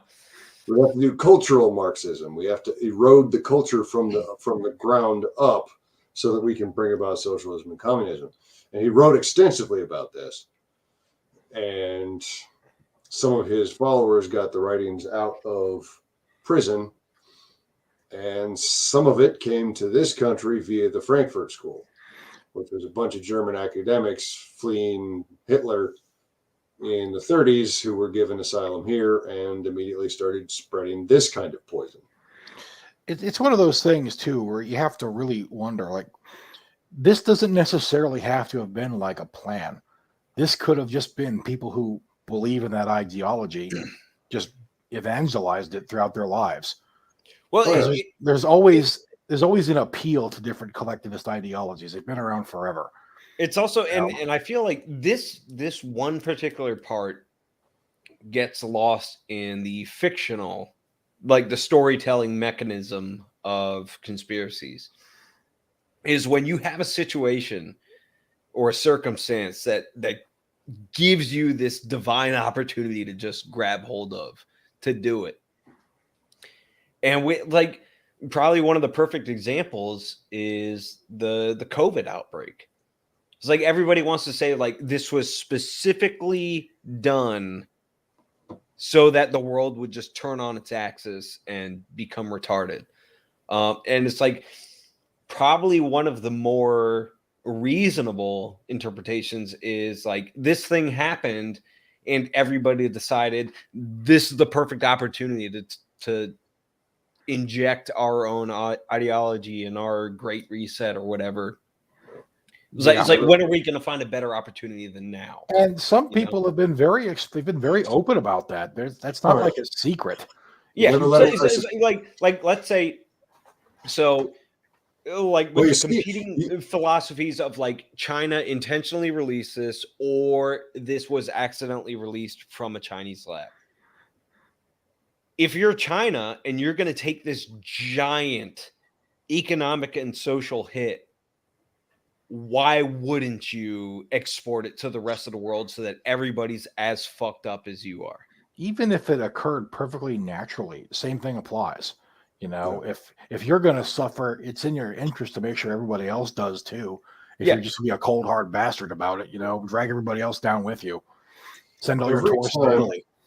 every time there's a mass shooting that gets publicized, somebody is immediately going to be screaming that it's a false flag. It was set up. Either it was all an act or somebody was brainwashed by the three-letter agencies. None of that's remotely necessary. There is enough nihilism and poison out there. All they got to do is wait for somebody. Well, and it's like we were talking about before with like the like young men not having these institutions in their lives. They don't have fathers. They don't have a sense of belonging anywhere. We're more connected than ever. We're a very atomized society. Nobody feels like they belong. Nobody even so many people don't even feel like they're an American. It doesn't mean anything to them anymore. You Which just is have why a they bunch- should join the Imperial Guard, because there So- you can find belonging and purpose and serve There- the Emperor and defeat all those Xeno scum. so For like the 15 seconds that you're going to survive. their entire life is just an atomized consumer, you know. And then you have like so much other shit. They're getting taken advantage of. They're getting insulted. They're getting. It's no damn wonder we have so many like these young psychopaths going crazy and shooting up places. You know, there's something wrong in society right now. There's a lot of things wrong in society right now. This isn't just happening in a vacuum. And it's on not that even. cheerful note, we've been going for 3 hours. Yeah, guys, we should probably wrap this up. So, You know Mike, what you got this is? anything This is a problem with us like not coming in with a planned like topic to discuss, is because it's the three of us who are all friends who spend all day fucking just bouncing ideas off of each other. This is the Like, opposite. we of could go for another 6 hours if we really wanted to. This is the opposite of the conspiracy right here. This is just where you just blunder into it with no plan, no notes. just rambling. Yeah. Hey, everybody in the audience, I warned you all that there was no agenda for tonight, and this was probably going to go off on a few tangents. This is why we should do these more often. We hit the big three that I tweeted out. It was conspiracy, cringe, and counterinsurgency, which are That's synonyms true. if you ask the right people. Yeah. But those are the three things we always seem to come back to. Well, it's because we all served in counterinsurgency. We all share cringe with each other relentlessly, and then we all try and justify it with conspiracy. So, Mike, you got anything you want to push tonight? Two of us have written some pretty interesting books revolving around conspiracy and counterinsurgency. Do you guys want to let the viewers know where they can find more about that? this would be a good time to, if there's anybody out there in the whatever audience we have left at this point that hasn't heard of the Dead Six books, your best bet is to get a book called Invisible Wars. It's the Dead Six omnibus. It includes the 3 books plus the short stories, including the short story I wrote with Peter. He is actually one of the Dead Six canonical authors. So you should get that. It's the updated version. It's got some revisions. Everything is nicely collated into one giant fat book. Yeah, So you should go buy that. It's got, I think in some ways it maybe feels a little dated now because the source material was written in like 2006 ish. We updated it. At one point there was actually a reference to a flip phone in the original draft. So it's well, Mike, as much as you like to unashamedly say that you took all these ideas from other things like Deus Ex and all that, Call of Duty has kind of ripped you guys off. It's like in the interim, ever since Dead 6 came out, they pretty much just followed your designs. Well, what goes around comes around, right? Yeah. If you steal memes, your memes are going to be stolen. That's the way the world works. But some things that we talked about in the book actually came true, which I'd like to pretend was some sort of prescience on my part, but I just assumed there was a stealth helicopter. Bitch, you ain't Ariel. I assumed there'd be a stealth helicopter invented eventually, right? It turns out that we actually used one when they went and killed Osama, right? Yeah, but yours didn't crash. Yeah. In action-oriented fiction, given enough time, every helicopter will crash. It's like a law of the universe. Yeah. So Evil Penguin says flip phones are coming back. I actually own like 6 fucking flip phones. Yeah. So in the project I'm working on, because it's a cyberpunk dystopia, which got the flip phone is the main thing for the smartphones that everybody uses because everything's based on the peripherals, right? So if you want the smartphone touchscreen, you have the holographic projection onto your jacket sleeve or something like that. But it's all connected to your phone, which is a flip phone because you want to make sure that thing doesn't break. So they're all built like the Nokias and that shit. And then in terms of the tracking and all that stuff, it's all taking place after an interstellar war where all of the satellite connections and that shit, all those arrays have been destroyed by both sides. So it's like you're able to just travel around the world and not be tracked every second. It's very 80s where it's the internet exists, but it's not NSA level. And you call this a dystopia, huh? I mean, so I went out of my way to make it a right-wing libertarian utopia where everything went wrong, right? It's like we got everything we were hoping for, and there are still fucking problems. How did this not go the way that we wanted? What?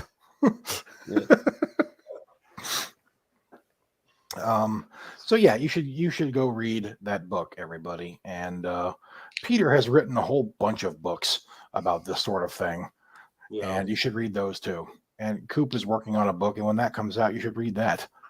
And in the meantime, you should like that smash button and subscribe to the bell notification. Yes, subscribe to the bells, and then we're going to try to do these more often, maybe a little bit less rambly if we could actually have notes, guys.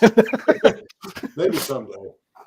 No, this is just everybody's their periodic peer into our chat group. Yeah. Pretty much, yeah. This is about what it is with less If I could share photos in the public comments, I would just be spamming memes the whole time now. There's a lot of Rule 34 with Mike. I mean, how dare you? No, it was me that shared that one dude that was really into furry shit. Yes. Let's all laugh at this motherfucker. There is no Rule 34 in the group chat. No. So, Pete, what should people look forward from you coming in the near future? Coming in the near future, we actually have This one coming out on the 1st. And we've actually got some insurgency and conspiracy going on in the world of the Lost. Dude, Mike, you weren't here for the last stream, but so Nick Cole fucking pointed out, he's like, dude, all of Pete's titles in his The Lost series sound like the Lost Scorpions albums. Like, you got Shadows and Conquerors, Swords Against the Night, The Alchemy of Treason. It's all Alchemy of Treason is a very cool title, though. Yeah. And I'm currently working on book 6, which is Defending the Rock. There you go. Yeah. Name a more hair metal band. No. That was an earlier version. The actual title is going to be The Rock of Battle. The Rock Again. Dude, come on. Horn's going back up. Yeah. Oh yeah, and I gotta say, working with Jeremiah on these covers, it ultimately is boiled down to this needs to be as metal as possible. Yeah, no, this was co-written by Ronnie James Dio. Come on, man. But recent events have made me think I might need to update my 69 rules for ultimate masculinity and aesthetics, though. Like, I just saw today some manosphere type saying that you should not express feelings to your wife because it's a sign of weakness. You should go hunting. So hunting in lieu of emoting is going to be one of the new rules. But there can only be 16. I have to point out, it's like, for a lot of guys, that's actually good advice because the wives that they married are not like, they don't score high on the wife material calculus by Ivan Throne. Or maybe they do, and his wife material calculus just isn't that great. You mean Russian immigrant isn't fucking... All right, folks. All right. Bye. We will be back next month. See y'all.